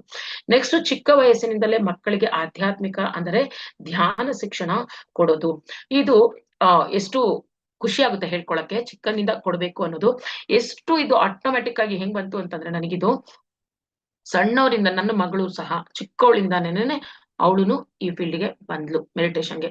ಯಾವುದೇ ರೀತಿ ಒತ್ತಾಯ ಮಾಡ್ಲಿಲ್ಲ ನಾನು ಅವಳನ್ನ, ಫೋರ್ಸ್ ಅವಳ ಮೇಲೆ ಪ್ರೆಷರ್ ಹಾಕ್ಲಿಲ್ಲ, ಏನು ಇಲ್ಲ. ನ್ಯಾಚುರಲ್ ಆಗಿ ನಮ್ಮಿಬ್ಬರದು ಎಷ್ಟು ಕೋಇನ್ಸಿಡೆನ್ಸ್ ಅಂತಂತಂದ್ರೆ, ನಾನು ಅವಳು ಒಟ್ಟಿಗೆನೆ ಬಂದಿದ್ದು ಇದು ಧ್ಯಾನಕ್ಕೆ. ಅದು ತುಂಬಾನೇ ಖುಷಿ ಆಗುತ್ತೆ ನನಗೆ. ಯಾವ ತರ ಬಂದ್ವಿ, ಇಬ್ರು ಒಟ್ಟಿಗೆ ಬಂದ್ವಿ. ಅವಳುನು ಅವಾಗ ಪ್ಯಾಂಡಮಿಕ್ ಟೈಮು, ಅವ್ರಿಗೂ ಆನ್ಲೈನ್ ಕ್ಲಾಸಸ್ ಇರ್ತಾ ಇತ್ತು. ಸೊ ಅವಳು ಅದನ್ನ ಇನ್ಕ್ಲೂಡ್ ಮಾಡ್ಕೊಂಡ್ಲು, ಸೇಮ್ ಟೈಮ್ ಅಲ್ಲಿ ನಾನು ಧ್ಯಾನಕ್ಕೆ ಬಂದೆ. ಒಟ್ಟೊಟ್ಟಿಗೆ ನಾವಿಬ್ರು ನಮ್ಮ ಸ್ಪಿರಿಚುವಲ್ ಗ್ರೋತ್ ಸ್ಪಿರಿಚುಯಾಲಿಟಿ ಅನ್ನೋದು ಇಬ್ರು ಒಟ್ಟೊಟ್ಟಿಗೆ ಬಂತು. ಅವಾಗಿಂದ ನನಗನ್ನಿಸ್ತು, ಅವಳನ್ನ ನೋಡ್ದೆ, ಅವಳಲ್ಲಿ ಚೇಂಜಸ್ ನೋಡ್ದೆ. ಅಂದ್ರೆ ಬೈ ಬರ್ತ್ ಅವಳಿಗೆ ಸಾಕಷ್ಟು ಈ ಒಂದು ಇತ್ತು, ಏನು ನಾವೀಗ ಏನ್ ಕಲಿತಾ ಇದೀವಲ್ಲ, ಎಷ್ಟೊಂದು ಮಾಸ್ಟರ್ಸ್ ಅರೆ ಹೀಗಿರ್ಬೇಕು ಹಾಗಿರ್ಬೇಕು ಅಂತ, ಅದೆಲ್ಲ ಹೇಳ್ಬೇಕು ಅಂದ್ರೆ ನನ್ ಮಗಳಿಗೆ ಬೈ ಬರ್ತೆ ಚಿಕ್ಕವಳಿಂದಾನೇ ಅವಳಲ್ಲಿ ಎಷ್ಟೊಂದು ಇತ್ತು. ಹುಟ್ಟುವಾಗ್ಲೇ ಅವಳಿಗೆ ಅದೆಲ್ಲ ಎಷ್ಟೋ ಸಂಸ್ಕಾರಗಳು ಇತ್ತು ಆ ತರದ್ದು. ಹಾಗಾಗಿ ಅವಳು ಬೇಗ ಕನೆಕ್ಟ್ ಆದ್ಲು. ಕನೆಕ್ಟ್ ಆದ್ಮೇಲೆ ಇನ್ನೂ ಚೇಂಜಸ್ ನೋಡಿದೆ ಅವಳಲ್ಲಿ. ಅದು ನೋಡಿದ್ಮೇಲೆ ನನಗನ್ನಿಸ್ತು, ಸೊ ಇವಳಲ್ಲಿ ಇಷ್ಟು ಚೇಂಜಸ್ ಇವಾಗ ಬಂತು ಅಂದಾಗ ಪ್ರತಿಯೊಂದು ಮಗುಗೂ ಇದು ಬೇಕು. ಚಿಕ್ಕ ವಯಸ್ಸಲ್ಲೇ ಅದನ್ನ ನಾವು ಮಕ್ಳಿಗೆ ತಲುಪಿಸ್ಬೇಕು. ಫೌಂಡೇಶನ್ ನಿಜವಾಗ್ಲೂ ಆ ಮಕ್ಳು ಬೆಳೀತಾ ಬೆಳೀತಾ ಅವ್ರಿಗೆ ತುಂಬಾನೇ ಇಂಪಾರ್ಟೆಂಟ್ ಆಗುತ್ತೆ. ಆಮೇಲೆ ಚಿಕ್ಕ ಮಕ್ಳಿಗೆ ಹೇಳಿದಾಗ ಬೇಗ ಅರ್ಥ ಮಾಡ್ಕೊಂತಾರೆ, ಜೊತೆಗೆ ಬೇಗ ಕನೆಕ್ಟ್ ಆಗ್ತಾರೆ. ಹಾಗಾಗಿ ನನ್ನ ಒಂದು ಮೋಟೋ ಅವಾಗಿಂದಾನು, ಯಾವಾಗ ಅವಳು ಆತರ ಇದ್ಲಲ್ಲ ಅವಳದ್ ನೋಡಿ ನೋಡಿ ನಾನು ಆಗ್ಲಿಂದಾನು ಮಕ್ಳಿಗೆ ಹೇಳ್ಕೊಡೋದ್ರಲ್ಲಿ ಇನ್ನೂ ಒಲವು. ಎಲ್ಲಾರ್ಗೂ ಬೇಕು, ಪ್ರತಿಯೊಂದು ವಯಸ್ಸಿನವ್ರಿಗೂ ಬೇಕಾಗುತ್ತೆ. ಬಟ್ ಮಕ್ಳಿಗೆ ಹೇಳ್ಕೊಡೋದು ಇನ್ನಾನು ಇಂಪಾರ್ಟೆಂಟ್. ಸೊ ಹಾಗಾಗಿ ನಾವು ಮೇನ್ ಸ್ಕೂಲ್ ಮಕ್ಳಿಗೆ, ಕಾಲೇಜ್ ಮಕ್ಳಿಗೆ ಈ ತರನೇ ಫೋಕಸ್ ಮಾಡ್ತಾ ಇರ್ತೀನಿ ನಾನು ಹೇಳ್ಕೊಡುವಾಗ್ಲೂನು. ಅವ್ರಿಗೆ ಹೇಳ್ಕೊಡಕ್ಕೂ ಜಾಸ್ತಿ ಇಲ್ಲಿ ಮೈಸೂರಲ್ಲೂ ಸಾಕಷ್ಟು ಶಾಲಾ ಕಾಲೇಜ್ಗಳಲ್ಲಿ ಮಾಡ್ತಾ ಹೋಗಿದ್ದೀನಿ ಅದನ್ನ. ಹಾಗೆ ಮೊನ್ನೆ ಅಷ್ಟೇ ನಮ್ಮ ಜೈ ಹೋಮ್ ಮೆಡಿಟೇಷನ್ ಟೀಮು ಬೆಂಗಳೂರಿಗೂ ಬಂದು ಅಲ್ಲಿ ಕಾಲೇಜ್ಗಳಲ್ಲೂ ಮಾಡಿದ್ವಿ. ಅದು ಒಂಥರ ಹೆಮ್ಮೆ ಅನ್ಸುತ್ತೆ. ಇಲ್ಲಿಂದ ಅಲ್ಲಿ ಹೋಗಿ ಮಾಡಿದ್ದು ತುಂಬಾ ಖುಷಿ. ಪಾಪ ಅರೇಂಜ್ಮೆಂಟ್ಸ್ ಅಲ್ಲಿ ಮಾಡಿದ್ರು ನಮ್ ಜೈ ಹೋಮ್ ಮಾಸ್ಟರ್. ಹಾಗೆ ಜೊತೆಲಿ ಅಲ್ಲಿ ಬೆಂಗಳೂರಲ್ಲಿರೋ ಮಾಸ್ಟರ್ಸ್ ಬಂದಿದ್ರು. ಎಲ್ಲ ಸೇರಿ ನಾವ್ ಅಲ್ಲೂನು ಸ್ಕೂಲ್ಸ್ ಕಾಲೇಜಸ್ ಅಲ್ಲಿ ಮಾಡಿದ್ವಿ.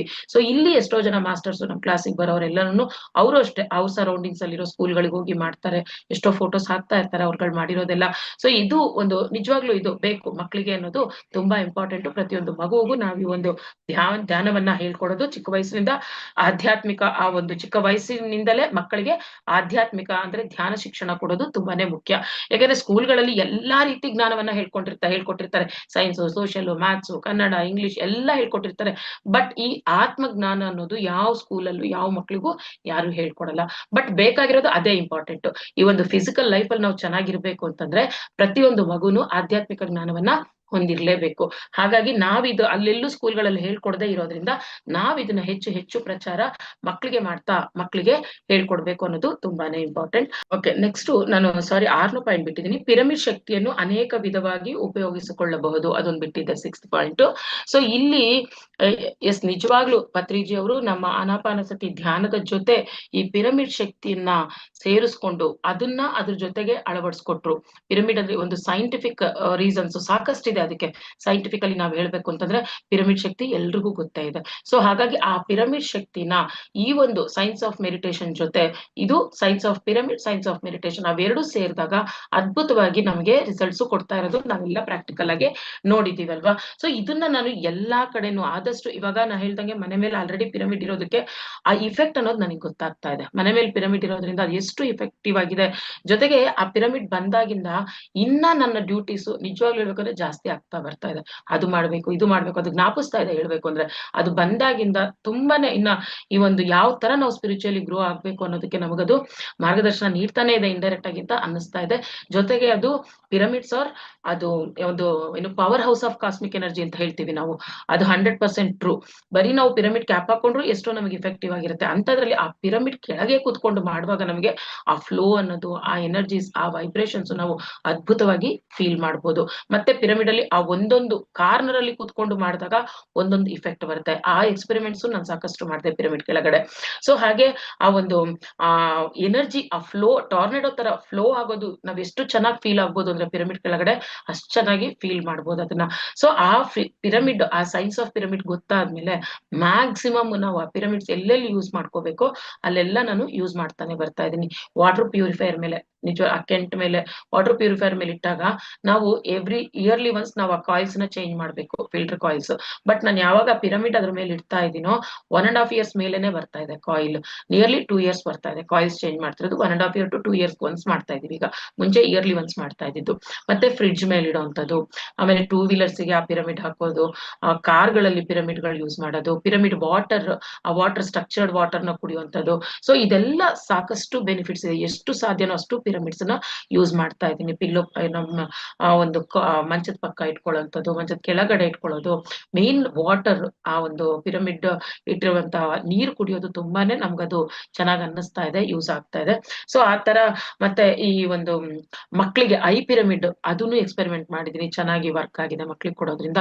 ಸೊ ಆತರ ಮ್ಯಾಕ್ಸಿಮಮ್ ಪಿರಮಿಡ್ಸ್ ಎಲ್ಲೆಲ್ಲಿ ಯೂಸ್ ಮಾಡ್ಬೋದು ಅಲ್ಲೆಲ್ಲಾರು ನಾನು ಯೂಸ್ ಮಾಡ್ತಾನೆ ಇದ್ದೀನಿ. ಆಮೇಲೆ ಈ ಒಂದು ಕ್ಯಾಶ್ ಬಾಕ್ಸ್ ಅಲ್ಲಿ ಇಡುವಂತದ್ದು, ಅದು ಅದ್ಭುತವಾಗಿ ಕೆಲಸ ಮಾಡುತ್ತೆ. ನಂಗೆ ಮುಂಚಿಂದನೂ ಅದ್ ಹೇಗ್ ಬರ್ತೋ ಏನೋ, ಒಟ್ಟು ಪರ್ಸ್ಗಳಲ್ಲಿ ಎಲ್ಲಾ ಕಡೆ ದುಡ್ಡು ಅನ್ನೋದು ಅದಕ್ಕದು ಬರ್ತಾನೆ ಇರ್ತದೆ, ಯಾವ ತರ ಏನೋ ಗೊತ್ತಿಲ್ಲ. ಬಟ್ ಈಗಂತೂ ಅದು ಪರ್ಟಿಕ್ಯುಲರ್ ಆಗಿ ಒಂದು ಬಾಕ್ಸ್ ಅಲ್ಲಿ ಇಟ್ಮೇಲಂತೂ ಅದು ಇನ್ನೂ ಅದ್ಭುತ.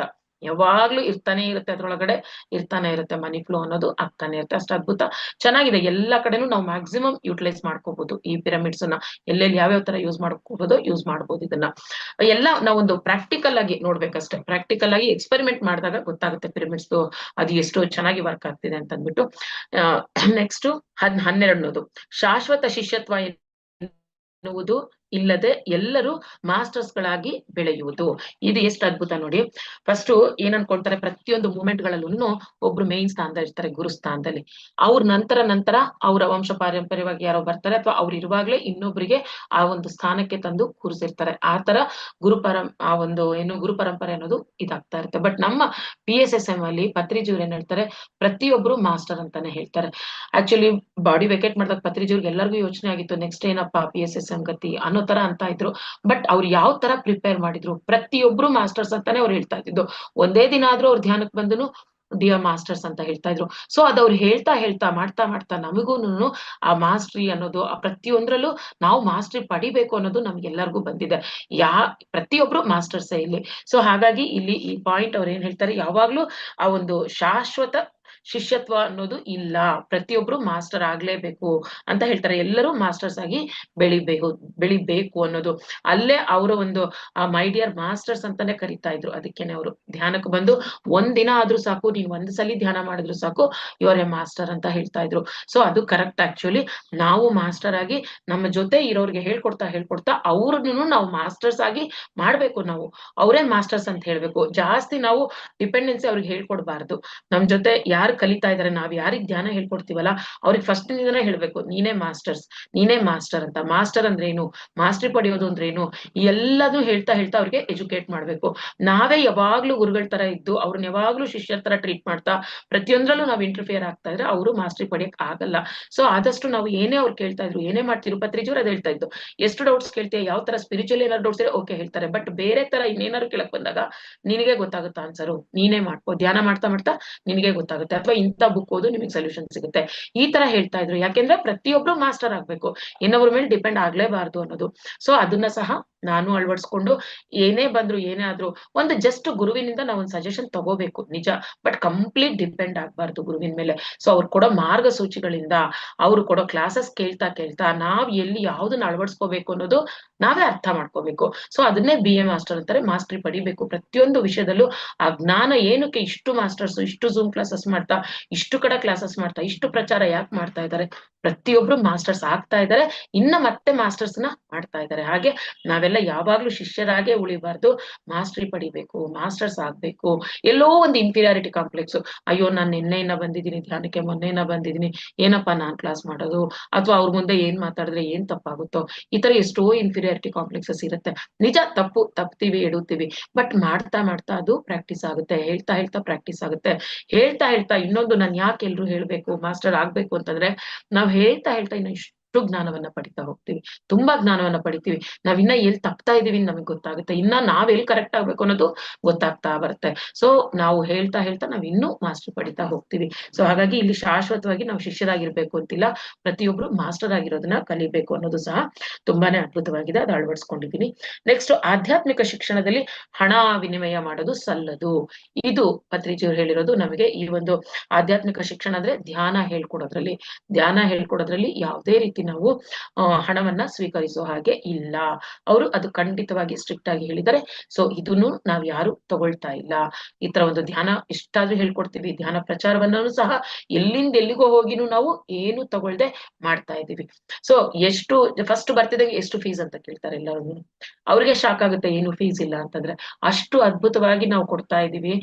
ಇದೇ ಕೋರ್ಸ್ಗಳು ನಾವು ಆನ್ಲೈನ್ ಅಲ್ಲಿ ನಾವು ಒಬ್ಬೊಬ್ರು ಕ್ಲಾಸ್ಗಳಲ್ಲಿ ನಾವು ಮಾಡ್ತಾ ಇರೋದು PSSM ಮಾಸ್ಟರ್ಸ್ ಬೇರೆ ಕಡೆ ಹೋದ್ರೆ 1000 ಗಟ್ಲೆ ಆಗುತ್ತೆ ಅದನ್ನ ಕಲಿಯಕ್ಕೆ. ನಾವು ಅಂತದ್ದು ಅದ್ಭುತವಾಗಿ ನಮ್ಮ ಗುರುಗಳು ಹೇಳ್ಕೊಟ್ಟಿರುವಂತಹ ಈ ಒಂದು ಜ್ಞಾನವನ್ನ, ಅವ್ರು ಹಾಕಿಕೊಟ್ಟಿರೋ ಮಾರ್ಗಸೂಚಿಗಳಲ್ಲಿ ನಾವು ನಡೀತಾ ನಿಸ್ವಾರ್ಥವಾಗಿ ಇದನ್ನ ಮಾಡ್ತಾ ಬರ್ತಾ ಇದೀವಿ. ಅದ್ರಲ್ಲೂ ನನ್ಗೆ ಖುಷಿ ಆಗುತ್ತೆ ಹೇಳ್ಕೊಳಕ್ಕೆ, ನಾವು ಯಾವುದೇ ರೀತಿ ಯಾವ ಫೀಸು ಇಲ್ದೆ ಏನು ಇಲ್ದೆ ನಾವು ನಿಸ್ವಾರ್ಥವಾಗಿ ಒಂದು ಸೇವೆಯನ್ನ ಮಾಡ್ತಾ ಬರ್ತಾ ಇದೀವಿ ಅಂತ ಹೇಳಕ್ಕೆ ಖುಷಿ ಆಗುತ್ತೆ.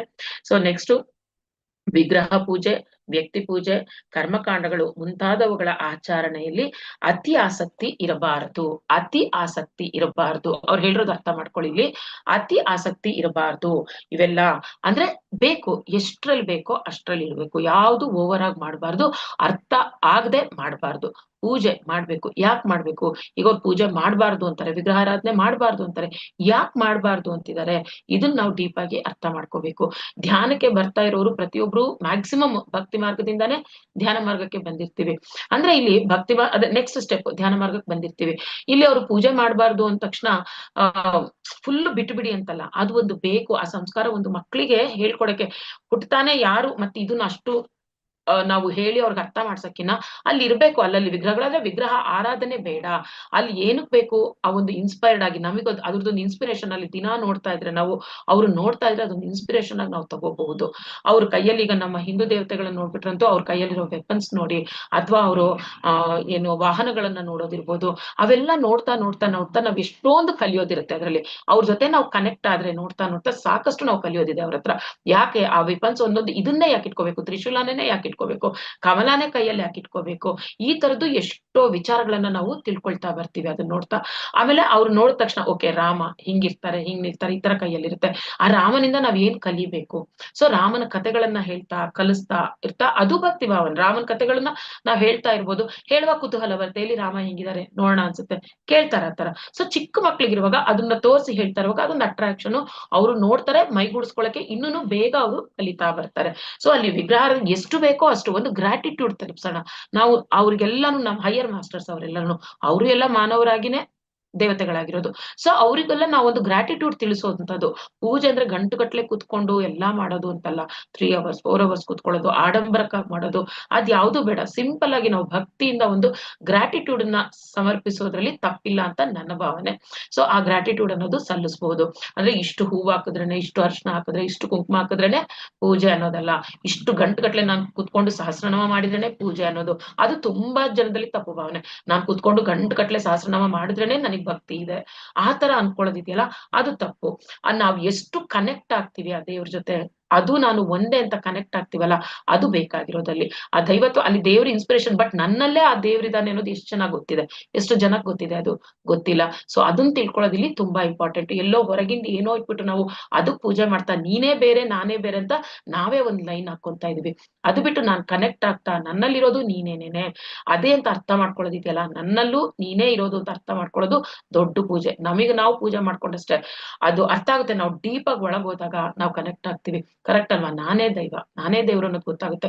ಧ್ಯಾನ ಮಾಡ್ತಾ ಮಾಡ್ತಾ ನಮ್ಮಲ್ಲಿ ಎಷ್ಟು ನಮ್ ದೈವಿ ಗುಣಗಳಿದೆಯೋ ಅವು ಬರ್ತಾ ಇರುತ್ತೆ, ಮೇಲೆ ಬರ್ತಾ ಇರುತ್ತೆ. ನಮಗೆ ಗೊತ್ತಾಗ್ತಾ ಇರುತ್ತೆ ಇದು ಬೇಡ, ಇದೇನ್ ಹಿಂಗ್ ನಡ್ಕೊಂತ ಇದೀನಿ, ಇದ್ಯಾಕೆ ಈ ತರ ನಡ್ಕೊಂತ, ಇವೆಲ್ಲ ಗೊತ್ತಾಗ್ತಾ ಬರುತ್ತೆ. ನಾನೇ ದೈವ ಅನ್ನೋದು ಸಹ, ಆ ಟ್ರುತ್ ಸಹ ನಮಗೆ ಗೊತ್ತಾಗ್ತಾ ಬರುತ್ತೆ. ಹಾಗಾಗಿ ಇದನ್ನ ಬೇಡ, ಒಂದು ಲೈನ್ ಬೇಡ, ನೀನೇ ಬೇರೆ ನಾನೇ ಬೇರೆ, ದೇವ್ರೇ ಬೇರೆ ನಾನೇ ಬೇರೆ, ಆ ಲೈನ್ ತೆಗೀರಿ ಅಂತಂದ್ಬಿಟ್ಟು ಪತ್ರಿಜಿಯವರು ವಿಗ್ರಹ ಆರಾಧನೆ ಬೇಡ ಅಂತ ಹೇಳ್ತಾರೆ ಅಂತ ನಾನ್ ಅರ್ಥ ಮಾಡ್ಕೊಂಡಿದ್ದೀನಿ. ನನ್ ರೀತಿಲಿ ನಾನ್ ಅರ್ಥ ಮಾಡ್ಕೊಂಡಿದ್ದೀನಿ. ನನ್ನಲ್ಲೇ ಇದಾನ ದೈವ. ಸೊ ಹಂಗಿದ್ದಾಗ ಹೊರಗಿರೋ ದೈವನ ಯಾಕೆ ಬೇಡ್ಕೊಳ್ಳೋದು, ಯಾಕೆ ಪ್ರೇ ಮಾಡ್ಕೊಳ್ಳೋದು? ಲಂಚ ಕೊಡ್ತಾ ಇರ್ತೀವಿ, ನಾನು ಇದು ಕೊಡ್ತೀನಿ ಅದು ಮಾಡ್ಕೊಡು, ಅದು ಕೊಡ್ತೀನಿ ಇದು ಮಾಡ್ಕೊಡು, ಬೇಡ. ಯಾಕೆ? ನಿನ್ನಲ್ಲಿರೋ ದೈವನ ನೀನ್ ಗುರ್ತಿಸ್ಕೊ, ಎಲ್ಲಾ ಸಾಧ್ಯ, ನಿನ್ನಿಂದ ಎಲ್ಲಾ ಸಾಧ್ಯ. ಹಾಗಾಗಿ ಅದನ್ನ ಬಿಡ್ಬೇಕು ಅಂತ ಎಷ್ಟು ಬೇಕೋ ಅಷ್ಟು ಮಾಡೋದ್ರಲ್ಲಿ ತಪ್ಪಿಲ್ಲ. ಒಂದು ಗ್ರಾಟಿಟ್ಯೂಡ್ ಅರ್ಪಿಸೋದ್ರಲ್ಲಿ ತಪ್ಪಿಲ್ಲ. ಮಕ್ಳಿಗೆ ಆ ದೇವ್ರನ್ನ ತೋರಿಸಿ ಕಥೆಗಳು ಹೇಳೋದ್ರಲ್ಲಿ ತಪ್ಪಿಲ್ಲ. ಅವರಲ್ಲಿರೋ ಗುಣಗಳನ್ನ ನಾವು ಅಳವಡಿಸ್ಕೊಳ್ಳೋದ್ರಲ್ಲಿ ತಪ್ಪಿಲ್ಲ. ಹಾಗಾಗಿ ಅತಿಯಾಗಿ ಅಲ್ದೆ ಎಷ್ಟು ಬೇಕೋ ಅಷ್ಟರಲ್ಲಿ ಇಟ್ಕೊಳ್ಳೋಣ ಅದು ನಾನು. ಮತ್ತೆ ನೆಕ್ಸ್ಟ್ ಅವರವರ ಸಮಸ್ಯೆಗಳನ್ನ ಅವರವರೇ ತಮ್ಮ ಸ್ವಂತ ಆತ್ಮಶಕ್ತಿಯನ್ನ ಉಪಯೋಗಿಸಿ ಪರಿಹರಿಸಿಕೊಳ್ಳಬೇಕು. ಸೊ ಇದನ್ನು ಆಗ್ಲೇ ಕವರ್ ಮಾಡದೆ ಅನ್ಸುತ್ತೆ. ಸೊ ಯಾರಿಗೆ ಏನೇ ಪ್ರಾಬ್ಲಮ್ಸ್ ಬಂದ್ರು ಸಮಸ್ಯೆ ಅಂತ ಇಲ್ಲಿ ಬರ್ತಿದ್ದಾರೆ. ಸೊ ಈಗ ನಮ್ಗೆ ಆ ಸಮಸ್ಯೆ ಅನ್ನೋ ಮಾತೇ ಬೇಡ. ನಮ್ಮ ಪ್ರೋಗ್ರೆಷನ್ಗೆ ಅದೊಂದು ಸಿಚುವೇಶನ್ ಸೃಷ್ಟಿಯಾಗಿದೆ. ಅದನ್ನ ನಮಗ್ ನಾವೇ ಹೇಗ್ ಅದನ್ನ ಆಚೆ ಬರ್ಬೇಕು ಅನ್ನೋದನ್ನ ಸಾಕಷ್ಟು ಕಲ್ತಿದೀವಿ. ಈಗಾಗ್ಲೇ ಕಲಿತಾನೆ ಇದೀವಿ. ದಿನೇ ಈ ತರ ಸಿಚುವೇಶನ್ಸ್ ನಮ್ಗೆ ಕ್ರಿಯೇಟ್ ಆಗ್ತಾನೆ ಇರುತ್ತೆ. ಬಟ್ ಕಲಿತಾ ಇರ್ತೀವಿ. ಕಲ್ತು ನಮ್ಮನ್ನ ನಾವು ಒಂದು ಏನಂತಾರೆ ಆ ಒಂದು ಪುರೋಗತಿಗೆ ನಮಗೆ ತುಂಬಾನೇ ಸಹಾಯ ಆಗ್ತಾ ಇದೆ ಇದೆಲ್ಲಾನು. ಸೊ ಹಾಗಾಗಿ ಅವರ ಸಮಸ್ಯೆ ಅವರೇ ನಮ್ಮ ಸ್ವಂತ ಆತ್ಮಶಕ್ತಿಯಿಂದ ಉಪಯೋಗಿಸಿ ಪರಿಹರಿಸಿಕೊಳ್ಳಬೇಕು ಅನ್ನೋದು ನಾನು 100% ಅದನ್ನ ಎಕ್ಸ್ಪೀರಿಯನ್ಸ್ ಮಾಡಿದೀನಿ, ಮಾಡ್ತಾನೂ ಇದ್ದೀನಿ. ಆತ್ಮಶಕ್ತಿ ಮುಂದೆ ಯಾವ ಶಕ್ತಿನೂ ಇಲ್ಲ. ಸೊ ಹಾಗಾಗಿ ನನ್ನ ಪಿರಮಿಡ್ಗೂ ನಾ ಹೆಸರಿಟ್ಟಿರೋದೆ ಆತ್ಮಶಕ್ತಿ ಪಿರಮಿಡ್ ಅಂತ. ನಮ್ಮ ಶಕ್ತಿನ ನಾವು ಜಾಸ್ತಿ ಮಾಡ್ಕೊಂಡು ಹೋಗೋದು ನಮಗೆ ಗೊತ್ತಿರ್ಬೇಕಷ್ಟೇನೆ. ಆ ಒಂದು ಚಿಕ್ಕ ಟ್ರಿಕ್ ನಮಗೆ ಗೊತ್ತಾಗ್ಬಿಟ್ರೆ ಜೀವನ ಫುಲ್ಲು ನಾವು ಸಂತೋಷವಾಗಿ, ಎಲ್ರಿಗೂ ಬರುತ್ತೆ ಮನುಷ್ಯನಾಗ ಹುಟ್ಟಿದ್ಮೇಲೆ ಸ್ವಲ್ಪ ಹೊತ್ತು ಅನ್ಸುತ್ತೆ ಇದೇನ್ ಹಿಂಗಾಗೋಯ್ತಲ್ಲ ನನ್ನ ಜೀವನ ಅಂತ. But within A minutes, within seconds ನಾವು ಮತ್ತೆ ಆಚೆ ಬಂದ್ಬಿಡ್ಬೇಕು. ನಮ್ಮ ಆತ್ಮಶಕ್ತಿನ ಯಾವುದೇ ರೀತಿ ನಾವು ಕುಗ್ಗಿಸ್ಕೋಬಾರ್ದು.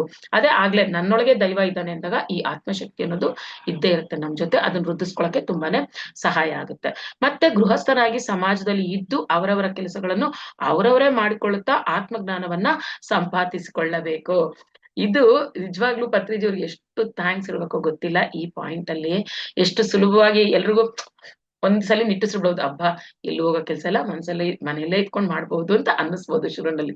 ಬಟ್ ಆಮೇಲೆ ಗೊತ್ತಾಗುತ್ತೆ ಸಾಧನೆ ಮಾಡ್ತಾ ಮಾಡ್ತಾ ಇಷ್ಟು ದೊಡ್ಡ ಜವಾಬ್ದಾರಿ ನಮ್ಮ ಮೇಲಿದ್ಯಾ ಅಂತ ಅನ್ಸುತ್ತೆ. ಎಲ್ಲಾ ಬಿಟ್ಬಿಟ್ಟು ಓಡೋಗ್ ಕುತ್ಕೊಂಡ್ ಮಾಡೋದ್ ಈಸಿ.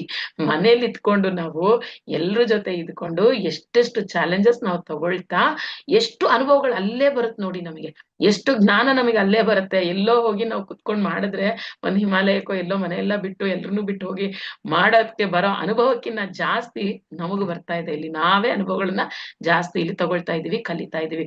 ಸೊ ಇದು ತುಂಬಾ ಚೆನ್ನಾಗಿದೆ. ಇದು ಒಂದೊಂದ್ಸಲಿ ಬೇಜಾರಾಗುತ್ತೆ, ಇಷ್ಟ್ರ ಮಧ್ಯೆ ಇದ್ಕೊಂಡು ನಾವ್ ಇಷ್ಟು ಸಾಧನೆ ಮಾಡ್ತಾ ಇದೀವಿ ಅಂತ ನೆನೆಸ್ಕೊಂಡಾಗ ಬೆನ್ ತಟ್ಕೊಳಂಗಾಗುತ್ತೆ.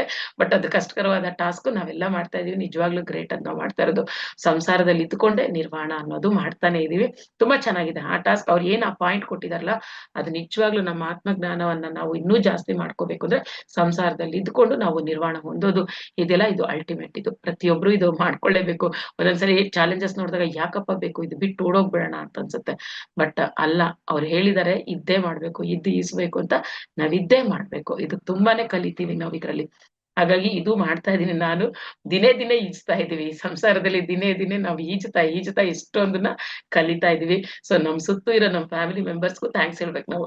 ಆ ಸಿಚುವೇಶನ್ಸ್ ನಮಗೆ ಕ್ರಿಯೇಟ್ ಮಾಡ್ಕೊಡ್ತಾರಲ್ಲ ಕಲಿಯೋದಕ್ಕೆ, ಅವ್ರಿಗೆಲ್ಲರಿಗೂ ಥ್ಯಾಂಕ್ಸ್ ಹೇಳ್ಕೊಡ್ಬೇಕು. ಅವ್ರು ಒಂದೊಂದು ಸಿಚುವೇಶನ್ ನಮ್ಗಂತ ಕ್ರಿಯೇಟ್ ಮಾಡಿದಾಗ ನಾವ್ ಇನ್ನೂ ಗಟ್ಟಿ ಆಗ್ತಾ ಹೋಗ್ತೀವಿ. ಅದ್ ಇತ್ತೀಚೆಗಂತೂ ನಾನ್ ತುಂಬಾನೇ ತಿಳ್ಕೊಂತಾ ಇದೀನಿ ಇದ್ರಿಂದ. ಸೊ ಮುಂಚೆ ಬೈಕೊಳ್ತಿದ್ವಿ, ಬೈಕೊಳ್ಳೋದಲ್ಲ, ಅವ್ರಿಗೆ ಥ್ಯಾಂಕ್ಸ್ ಹೇಳ್ಕೋಬೇಕು ಅನ್ಸುತ್ತೆ. ಒಂದೊಂದು ಸಿಚುವೇಶನ್ ಯಾರು ಕ್ರಿಯೇಟ್ ಮಾಡ್ತಾರೋ, ಕರ್ಮಗಳು ಕಳೀತಾ ಇದಾರೆ, ಅವ್ರಿಗೆ ಥ್ಯಾಂಕ್ಸ್ ಹೇಳ್ಬೇಡ ಅಂತ. ಸೊ ಇದು ಫಾಲೋ ಮಾಡ್ತಾ ಇದೀವಿ. ನೆಕ್ಸ್ಟ್ ಧ್ಯಾನಾನುಭವಗಳನ್ನ ಗ್ರಂಥ ರೂಪದಲ್ಲಿ ಪ್ರಕಟಿಸುವುದು. ಸೊ ಇದು ಇನ್ನ ಗ್ರಂಥ ಆಗಿಲ್ಲ, ಬಟ್ ಬರಿತಾ ಇದೀನಿ. ಜರ್ನಲಿಂಗ್ ಅನ್ನೋದು ಮಾಡ್ತಾ ಇದೀನಿ. ಬಟ್ ಬುಕ್ ಆಗಿನ್ನ ಪ್ರಿಂಟ್ ಮಾಡ್ಸಿಲ್ಲ ಇದನ್ನ. ಬಟ್ ಜರ್ನಲಿಂಗ್ ಅಂತೂ ಖಂಡಿತ ಮಾಡ್ತಾ ಇದೀನಿ ಇದನ್ನ. ನೆಕ್ಸ್ಟ್ ಎಲ್ಲಾ ಗ್ರಾಮಗಳಲ್ಲೂ, ಎಲ್ಲಾ ಪಟ್ಟಣಗಳಲ್ಲೂ, ಎಲ್ಲಾ ನಗರಗಳಲ್ಲೂ ಪಿರಮಿಡ್ ಧ್ಯಾನ ಕೇಂದ್ರಗಳನ್ನು ಮತ್ತು ಆಧ್ಯಾತ್ಮಿಕ ಸೊಸೈಟಿಗಳನ್ನು ಸ್ಥಾಪಿಸಲು ಮುಂದೆ ಬರುವುದು. ಎಸ್, ಇದ್ರ ಮೇಲೂ ವರ್ಕ್ ಮಾಡ್ತಾ ಇದೀವಿ, ವರ್ಕ್ ನಡೀತದೆ. ಎಷ್ಟೋ ಜನಕ್ಕೆ ಇದು ಕಟ್ಟಿ ಅಂತ ಸಜೆಷನ್ ಕೊಟ್ಟು, ಎಷ್ಟೋ ಜನ ಕಲ್ತಿರೋರು, ನಮ್ಮಿಂದ ಗೈಡೆನ್ಸ್ ತಗೊಂಡಿರೋರು ಕಟ್ತಾ ಇದಾರೆ. ಪಿರಮಿಡ್ಗಳು ನಡೀತಾ ಇದೆ, ಕಟ್ತಾ ಇದ್ದಾರೆ. ಇದೊಂದು ಅದ್ಭುತ. ಯಾಕೆಂದ್ರೆ ನಾವ್ ಎಕ್ಸ್ಪೀರಿಯನ್ಸ್ ಮಾಡಿದೀವಿ ಈ ಪಿರಮಿಡ್ ಎನರ್ಜೀಸ್ ಏನು ಅನ್ನೋದು. ಸೊ ಹಾಗಾಗಿ ಅವ್ರಿಗೂ ಹೇಳ್ತಾ, ಎಷ್ಟೋ ಜನಕ್ಕೆ ಈಗ ಹೊಸದಾಗಿ ಮನೆ ಕಟ್ತಿರೋರ್ಗಂತೂ ಕಂಪಲ್ಸರಿ ನೀವ್ ಅದ್ ಮಾಡ್ಕೊಳ್ಳಿ ಅಂತ ಹೇಳ್ತಿರೋದ್ರಿಂದ ಸಾಕಷ್ಟು ಜನ ಮಾಡ್ಕೊಂಡಿದ್ದಾರೆ. ಅವ್ರ ಮನೆ ಕಟ್ತಾ ಬರೀ ಮೈಸೂರಲ್ಲದೆ ನಾನು ಆನ್ಲೈನ್ ಕ್ಲಾಸಸ್ ಮಾಡೋದ್ರಿಂದ ಎಲ್ಲಾ ಕಡೆಯಿಂದ ಕನೆಕ್ಟ್ ಆಗಿರೋದ್ರಿಂದ ತುಂಬಾ ಜನ ತುಂಬಾ ಕಡೆ ಅವ್ರ ಮನೆ ಮೇಲ್ಗಡೆ ಹೊಸ ಮನೆಗಳಿರೋರು ಕಟ್ಟಿದ್ದಾರೆ. ಕೆಲವರು ಇರೋ ಮನೆಗೂ ಸಹ ಮೇಲ್ಗಡೆ ಕಟ್ತಾ ಇದಾರೆ. ಅಂತವ್ರಿಗೂ ಸಾಕಷ್ಟು ನಾನು ಗೈಡ್ ಲೈನ್ಸ್ ಕೊಡ್ತಾ, ಪಿರಮಿಡ್ ಡಿಸೈನ್ ಏನ್ ಬೇಕೋ ಅದು ಮಾಡ್ಕೊಡ್ತಾ, ಫಾರ್ಮುಲಾ ಹಾಕೊಡ್ತಾ ಅವ್ರಿಗೆ ಅದ್ರಲ್ಲೂ ಹೆಲ್ಪ್ ಮಾಡ್ತಾ ಇದ್ದೀನಿ. ಸೊ ಹಾಗಾಗಿ ಇದಿಷ್ಟು ಏನು ಈ ಒಂದು ತತ್ವಗಳಿದೆ ಪತ್ರಿಜಿ ಬೋಧಿಸಿರೋದು, ಈ ಮಾರ್ಗಸೂಚಿ ತತ್ವಗಳು 18 ಮಾರ್ಗಸೂಚಿ ತತ್ವಗಳನ್ನ, ಇದನ್ನ ಖಂಡಿತ 100% ನಾನು ಮಾಡ್ತಾ ಇದೀನಿ ಅಂತ ಹೇಳ್ಕೊಳಕ್ಕೆ ನನಗೆ ಹೆಮ್ಮೆ ಅನ್ಸುತ್ತೆ. ಸೊ ನೆಕ್ಸ್ಟ್ ಅಂದ್ರೆ ಇದ್ರಲ್ಲಿ ಪಾಸ್ ಆಗ್ಬಿಟ್ವಿ, ಈ 18 ಸೂತ್ರಗಳಲ್ಲಿ ಪಾಸ್ ಆದ್ವಿ ಅಂತ. ಸೊ ನೆಕ್ಸ್ಟ್ ಈ ಪ್ರೋಗ್ರಾಮ್ ಮಾಡ್ತಾ PMC ಕನ್ನಡದ ನಿಜವಾಗ್ಲೂ ನಾವು ನೋಡ್ಕೊಳಕ್ಕೆ ಇದೊಂದು ಚಾನ್ಸ್ ಇವಾಗ ನೋಡ್ಕೊಂತಾ ಇದೀವಿ ನಾವು. ಸೊ ನೆಕ್ಸ್ಟ್ ಈಗ ವೈಯಕ್ತಿಕ ಸೂತ್ರಗಳು. ಇನ್ನ ಪಿರಮಿಡ್ ಮಾಸ್ಟರ್ ಆಗಿರೋರು ತಮ್ಮ ಜೀವನದ ಉದ್ದಕ್ಕೂ ವ್ಯಕ್ತಿಗತವಾಗಿ ಆಚರಿಸಬೇಕಾಗಿರುವಂತ 13 ವೈಯಕ್ತಿಕ ಸೂತ್ರಗಳನ್ನ ನೀಡಿದ್ದಾರೆ. ಸೊ ಇದ್ರಲ್ಲಿ ಹೇಗ್ ಪಾಸ್ ಆಗ್ತೀವಾ ನೋಡೋಣ ಅಂತಂದ್ಬಿಟ್ಟಿದ್ದು ಇವಾಗ ಪ್ರತಿಯೊಬ್ರು ಮಾಡ್ಕೊಳ್ಳೇಬೇಕು PSC ಸಮಿಗ್ ಬಂದಾಗ. ಸೊ ಇಲ್ಲಿ ಮೊದಲನೇದು, ಪಿರಮಿಡ್ ಸೊಸೈಟಿಯ ಯಾವುದೇ ಕೆಲಸವನ್ನ ಮಾಡಲು ಮಾಸ್ಟರ್ಸ್ ಗಳೆಲ್ಲರೂ ಸದಾ ಸಿದ್ಧರಿದ್ದು, ಗೊತ್ತಿಲ್ಲದಿದ್ದರೂ ಕಲಿತು ಮಾಡ್ಬೇಕು. ಯಾವುದೇ ಕೆಲಸವನ್ನ ನಾನ್ ಮಾಡ್ತೀನಿ ಅಂತ ಹೇಳ್ಬೇಕು. ಎಸ್, ಇದು 100% ಆಗ್ತಾ ಇದೆ. ನಾ ಬಂದು ಹೊಸದ್ರಲ್ಲೇನೆ ನನ್ಗೆ ನಾನು 21 ನಲ್ಲೇ ಬಂದಿದ್ದು. ಆ 21 ನಲ್ಲಿ ಅನ್ಕೊಳ್ದೇನೆ ಅದೇ ವರ್ಷದಲ್ಲಿ ಪೈಮಾಯಿಂದ ನಾನು ಸ್ಟಾರ್ಟ್ ಮಾಡಿದಕ್ಕೆ ನನ್ನ ಜರ್ನಿ. ಪೈಮಾದವ್ರ ಜೊತೆ ವಾಲಂಟಿಯರ್ಸ್ ಆಗಿ, ಅವಾಗ್ಲೇ ಇನ್ನ ಹೊಸದು, ಇದೆಲ್ಲ ಗೊತ್ತಿರ್ಲಿಲ್ಲ, ಅಷ್ಟು ಡೀಪ್ ಆಗಿ ಇದೆಲ್ಲ ನಮ್ಗೆ ಅವಾಗ ಗೊತ್ತಿರ್ಲಿಲ್ಲ. ಹೇಳ್ಬೇಕು ಅಂದ್ರೆ ನಿಜವಾಗ್ಲೂ ಈ 13 ಸೂತ್ರಗಳು ಆ ಟೈಮಲ್ಲಿ ಇನ್ನ ಗೊತ್ತಿರ್ಲಿಲ್ಲ. ಬಟ್ ಆದ್ರೂ ಗೊತ್ತಿಲ್ದೇನೆ ಇವೆಲ್ಲಾನು ಮಾಡಾಗಿತ್ತು. ಹೊಸದ್ರಲ್ಲೇ ಅಲ್ಲಿ ಕೈಲಾಸಪುರಿಗೆ ಹೋಗಿದ್ವಿ. ಅಲ್ಲಿ 5 days ಕಟ್ತಾಲಲ್ಲಿ ಈಗ ಡಿಸೆಂಬರ್ ನಡೀತಾ ಇದೆ ಧ್ಯಾನ ಯಜ್ಞ. ಅದೇ ತರ ಆವಾಗ್ಲೂ ನಡಿವಾಗ ಹೋಗಿ ಫಸ್ಟ್ ಟೈಮ್ ಸ್ಟಾರ್ಟ್ ಆಗಿದ್ದು ಅಲ್ಲೇ ಸೇವೆ. ಏನ್ ಕೆಲ್ಸ ಕೊಟ್ರು ರೆಡಿ, ಯಾವ್ದು ಕೊಟ್ರು ಮಾಡ್ತೀವಿ ರೆಡಿ ಅಂತ ಅವಾಗ ಶುರು ಆಗಿದ್ದು. ಇದುವರೆಗೂ ಆ ಒಂದು PSSM ಏನ್ ಕೆಲ್ಸಗಳು ಬಂದ್ರು ರೆಡಿ ಮಾಡಕ್ಕೆ ನಮ್ಮ ಪಿರಮಿಡ್ ಧ್ಯಾನದಲ್ಲಿ, ಮೆಡಿಟೇಷನ್ ಅಲ್ಲಿ, ಪಿರಮಿಡ್ ಅಲ್ಲಿ ಎಲ್ಲಿ ಹೋದ್ರು ಯಾವುದೇ ಕೆಲಸ ಈ ತರದ್ ಬಂದ್ರು ಮಾಡಕ್ಕೆ ಖಂಡಿತ ರೆಡಿ. ನೆಕ್ಸ್ಟ್ ಪಿರಮಿಡ್ ಸೊಸೈಟಿಯ ಯಾವುದೇ ಅದಾಯ್ತಲ್ಲ, ನಾವು ಯಾವಾಗಲೂ ನಮ್ಮ ಮುಖದ ಮೇಲೆ ಕಿರುನಗೆಯನ್ನ ಹೊಂದಿರಬೇಕು. ಇದು ಎಕ್ಸಾಕ್ಟ್ಲಿ ಧ್ಯಾನ ಮಾಡುವಾಗಿಂದ ಹಿಡಿದು ಧ್ಯಾನದಲ್ಲಿ ಇಲ್ಲದಿರುವಾಗ್ಲೂ ಇದ್ದಾಗ್ಲೂ ಆ ಮುಖದಲ್ಲಿ ಅದೊಂದು ಸ್ಮೈಲ್ ಅನ್ನೋದಿದ್ರೆ ನಮ್ ಎಷ್ಟೋ ಕಾಯಿಲೆಗಳಿರ್ಬೋದು, ಎಷ್ಟೋ ಚಾಲೆಂಜಸ್ ಇರ್ಬೋದು, ಎಲ್ಲ ಅರ್ಧ ಕರ್ಗೋಗೋದು ಆ ಸ್ಮೈಲ್ ಇಂದಾನೆ. ಸೊ ಅದು ಒಂದು ಇದೆ, ಅಳವಡಿಸ್ಕೊಳ್ತಾ ಇದೀವಿ, ಅಳವಡಿಸ್ಕೊಳ್ಳೇಬೇಕು ಪ್ರತಿಯೊಬ್ರು. ನೆಕ್ಸ್ಟ್ ಕೆಲ್ಸಗಳನ್ನ ನಾವು ಮಾಡ್ಬೇಕು, ಆದ್ರೆ ಅದರ ಯಶಸ್ಸನ್ನು ಎಲ್ಲರಿಗೂ ಸಲ್ಲಿಸಬೇಕು. ಖಂಡಿತ ಇದೊಂದು ಗ್ರೂಪ್ ವರ್ಕ್. ಅಕಸ್ಮಾತ್ ಗ್ರೂಪ್ ವರ್ಕ್ ಮಾಡದೆ ನಾವೇ ಒಬ್ರೆ ಮಾಡಿದ್ರು ಸಹ ಆ ಕ್ರೆಡಿಟ್ಸ್ ಅನ್ನ ನಾವು ಇಡೀ ಗ್ರೂಪ್ಗೆ ಕೊಡುವಂತದ್ದು ಇದೆ, ಕೊಡ್ಬೇಕು ಅಂತ. ಅದು ಖಂಡಿತ ನಿಜ. ನಾವ್ ಯಾವಾಗ ನಮ್ಮ ಗ್ರೂಪ್ ಅಲ್ಲಿ ನಾವು ಮಾಡಿದೀವಿ ಅಂತ ಹೇಳ್ಕೊಂತೀವಿ, ಇದು ಗ್ರೂಪ್ ಇಂದ ಸಾಧ್ಯ ಆಯ್ತು ಅಂತ ಹೇಳ್ಕೊಂಡಾಗ ಆ ಸಿಗೋ ತೃಪ್ತಿ ನಾನು ನಾನು ನಾನು ಅನ್ನೋದ್ರಲ್ಲಿ ಖಂಡಿತ ಸಿಗಲ್ಲ. ಸೊ ಹಾಗಾಗಿ ಇದನ್ನು ಕರೆಕ್ಟ್, ಯಾವ್ದೇ ಒಬ್ರೇ ಮಾಡಿದ್ರು ಸಹ ಅದು ನಾವು ಇಡೀ ಗ್ರೂಪ್ ಇಂದ ಆಯ್ತು ಅಂತ ಹೇಳೋದು ಒಳ್ಳೆ ಅಭ್ಯಾಸ. ಅದು ಸಲ್ಲಿಸ್ಲೇಬೇಕು, ಎಲ್ರಿಗೂ ಸಲ್ಲಿಸ್ಬೇಕಾಗುತ್ತೆ ಅದು. ನೆಕ್ಸ್ಟ್ ಅವರ ಪ್ರಗತಿಯ ಜೊತೆಗೆ ಹೊಸದಾಗಿ ಬಂದ ಪಿರಮಿಡ್ ಮಾಸ್ಟರ್ಸ್ ಗಳಿಗೂ ಸಹ ಸಮನಾದ ಗೌರವವನ್ನ ನೀಡಬೇಕು. ಇದು ಕರೆಕ್ಟ್. ಹೊಸದಾಗಿ ಎಷ್ಟೋ ಜನ ಬರ್ತಾ ಇರ್ತಾರಲ್ವಾ, ಹಳೆಬ್ರು ಎಷ್ಟೋ ಜನ ಇರ್ತಾರೆ, ಹೊಸಬ್ರು ಎಷ್ಟೋ ಜನ ಬರ್ತಾರೆ. ಕೆಲವ್ರು ಏನ್ ಅನ್ಕೊಂತಾರೆ, ಹೊಸಬ್ರು ಬಂದ ತಕ್ಷಣ ಅಯ್ಯೋ ಇವ್ರಿಗೆ ಏನ್ ಗೊತ್ತಿರುತ್ತೆ, ಇವತ್ತು ನಿನ್ನೆ ಬಂದಿದ್ದಾರೆ, ಇವ್ರಿಗೆ ಮಹಾ ಏನ್ ಗೊತ್ತಿರುತ್ತೆ. ಇದು ತುಂಬಾ ಕಾಮನ್ ಆಗಿ ಅನ್ನೋಂತ ವಿಷಯ. ನಾವ್ 20 ವರ್ಷದಿಂದಾನೇ ಮಾಡ್ತಾ ಇದೀವಿ, ನಮ್ಗೆ ಗೊತ್ತಿಲ್ದಿರೋದು ಇವ್ರಿಗೆ ನಿನ್ನೆ ಮೊನ್ನೆ ಬಂದು ಏನ್ ಗೊತ್ತು ಇವ್ರಿಗೆ ಮಾಡಕ್ಕೆ ಅಂತ ಕೆಲವರು ಇದ್ದಾರೆ. ಎಲ್ರು ಅಂತ ಹೇಳಲ್ಲ, ಕೆಲವರು ಇದ್ದಾರೆ. ಬಟ್ ಅದಕ್ಕೆ ಇಲ್ಲಿ ಈ ಒಂದು ಮಾರ್ಗಸೂಚಿಗಳಲ್ಲಿ ಇದನ್ನು ಹಾಕಿದ್ದಾರೆ. ಅವ್ರನ್ನು ಸಮನಾಗಿ ಸೀನಿಯರ್ಸ್ ಜೊತೆ ಜೂನಿಯರ್ಸ್ ಅಂತ ಬಿಡಬಾರದು, ಅವ್ರನ್ನು ಸಮನಾಗಿ ನಾವು ಗೌರವ ಕೊಡ್ಬೇಕು. ಬಂದಿರೋದು ಹೊಸದಿರ್ಬೋದು, ಬಟ್ ಅವರ ಸಂಸ್ಕಾರ ಹಿಂದಿನ ಸಂಸ್ಕಾರ ಇದ್ದಾಗ ಅವ್ನು ಬಂದು 2 ದಿನ ಆಗಿರ್ಬೋದು, 20 ವರ್ಷದಿಂದ ಮಾಡ್ತಿರೋ ಸೀನಿಯರ್ ಮಾಸ್ಟರ್ಸ್ ಗಿನ್ನ 2 ದಿನ ಬಂದಿರೋರು ಎಷ್ಟೋ ಜನ ಇನ್ನೂ ಜಾಸ್ತಿ ಮುಂದೆ ಹೋಗ್ಬಿಟ್ಟಿರ್ತಾರೆ. ಅವರು ಅದನ್ನ ನಾವು ಅರ್ಥ ಮಾಡ್ಕೋಬೇಕು, ಅದಕ್ಕೂ ಬೆಲೆ ಕೊಡ್ಬೇಕು. ಹಾಗಾಗಿ ನಿನ್ನೆ ಬಂದೆ ಮೊನ್ನೆ ಬಂದೆ ನಿಮ್ಮ ಮಾತೇನ್ ಕೇಳೋದು ಅನ್ನೋ ತರ ಧೋರಣೆ ಖಂಡಿತ ಇರಬಾರ್ದು. ಎಲ್ರಿಗೂ ನಾವ್ ಎಂಕರೇಜ್ ಮಾಡ್ತಾ ಹೋಗ್ಬೇಕು, ಒಬ್ರಿಂದ ಒಬ್ರು ನಾವು ತಿಳಿತಾ ಹೋಗ್ಬೇಕು, ಬೆಳಿತಾ ಹೋಗ್ಬೇಕು. ಹಾಗಾಗಿ ಇವ್ರಿಗೆ ಏನ್ ಬರುತ್ತೆ ಹೊಸಬ್ರು ಅನ್ನೋದು ಖಂಡಿತ ಇಲ್ಲ. ಸೊ ಇವತ್ತೇ ಅಷ್ಟೇ ನಾನು ಬೆಳಗ್ಗೆ ನಮ್ಮ ಜೈಹೋ ಮೆಡಿಟೇಷನ್ ಅನೌನ್ಸ್ ಮಾಡಿದೆ, ಸಂಗಮ್ ಶರಣಂ ಗಚ್ಚಾಮಿ ಸಂಘದ ಜೊತೆ ನಾವು ಹೋಗ್ತಾ ಇರ್ಬೇಕು. ಆ ಸಂಗಮ್ ಶರಣಂ ಗಚ್ಚಾಮಿ ಆ ಬುಕ್ ಒಂದು ಸ್ವಾಧ್ಯಾಯ ಮಾಡ್ಬೇಕು ಅಂತ ಅನ್ನಿಸ್ದಾಗ ನಾನು ಇವತ್ತು ಕ್ಲಾಸ್ ಅಲ್ಲಿ ಅನೌನ್ಸ್ ಮಾಡಿದೆ, ಇದನ್ನ ಖಂಡಿತ ಹೊಸಬ್ರೆ ಮಾಡ್ಬೇಕು. ಈ ಸ್ವಾಧ್ಯಾಯ ಬರೀ ನಾನ್ ಮಾಡ್ತಾ ಇದೀನಿ ಇಷ್ಟು ದಿನ ಬುಕ್ಸ್ ಅಲ್ಲಿ, ಬಟ್ ಈ ಬುಕ್ ಪ್ರತಿಯೊಬ್ರು ಕ್ಲಾಸಿಗೆ ಬರೋರು ನೀವೇ ಮಾಡ್ಬೇಕು ಇದನ್ನ ಅಂತ ಹೇಳ್ತಾ, ಕ್ಲಾಸ್ ಅಲ್ಲಿ ಯಾರ್ಯಾರು ಮಾಡ್ತೀರಾ ಅಂತಾನು ಕೇಳಿ ಎಷ್ಟೋ ಜನ ಹೆಸರುಗಳು ಕೊಟ್ಟಿದ್ದಾರೆ.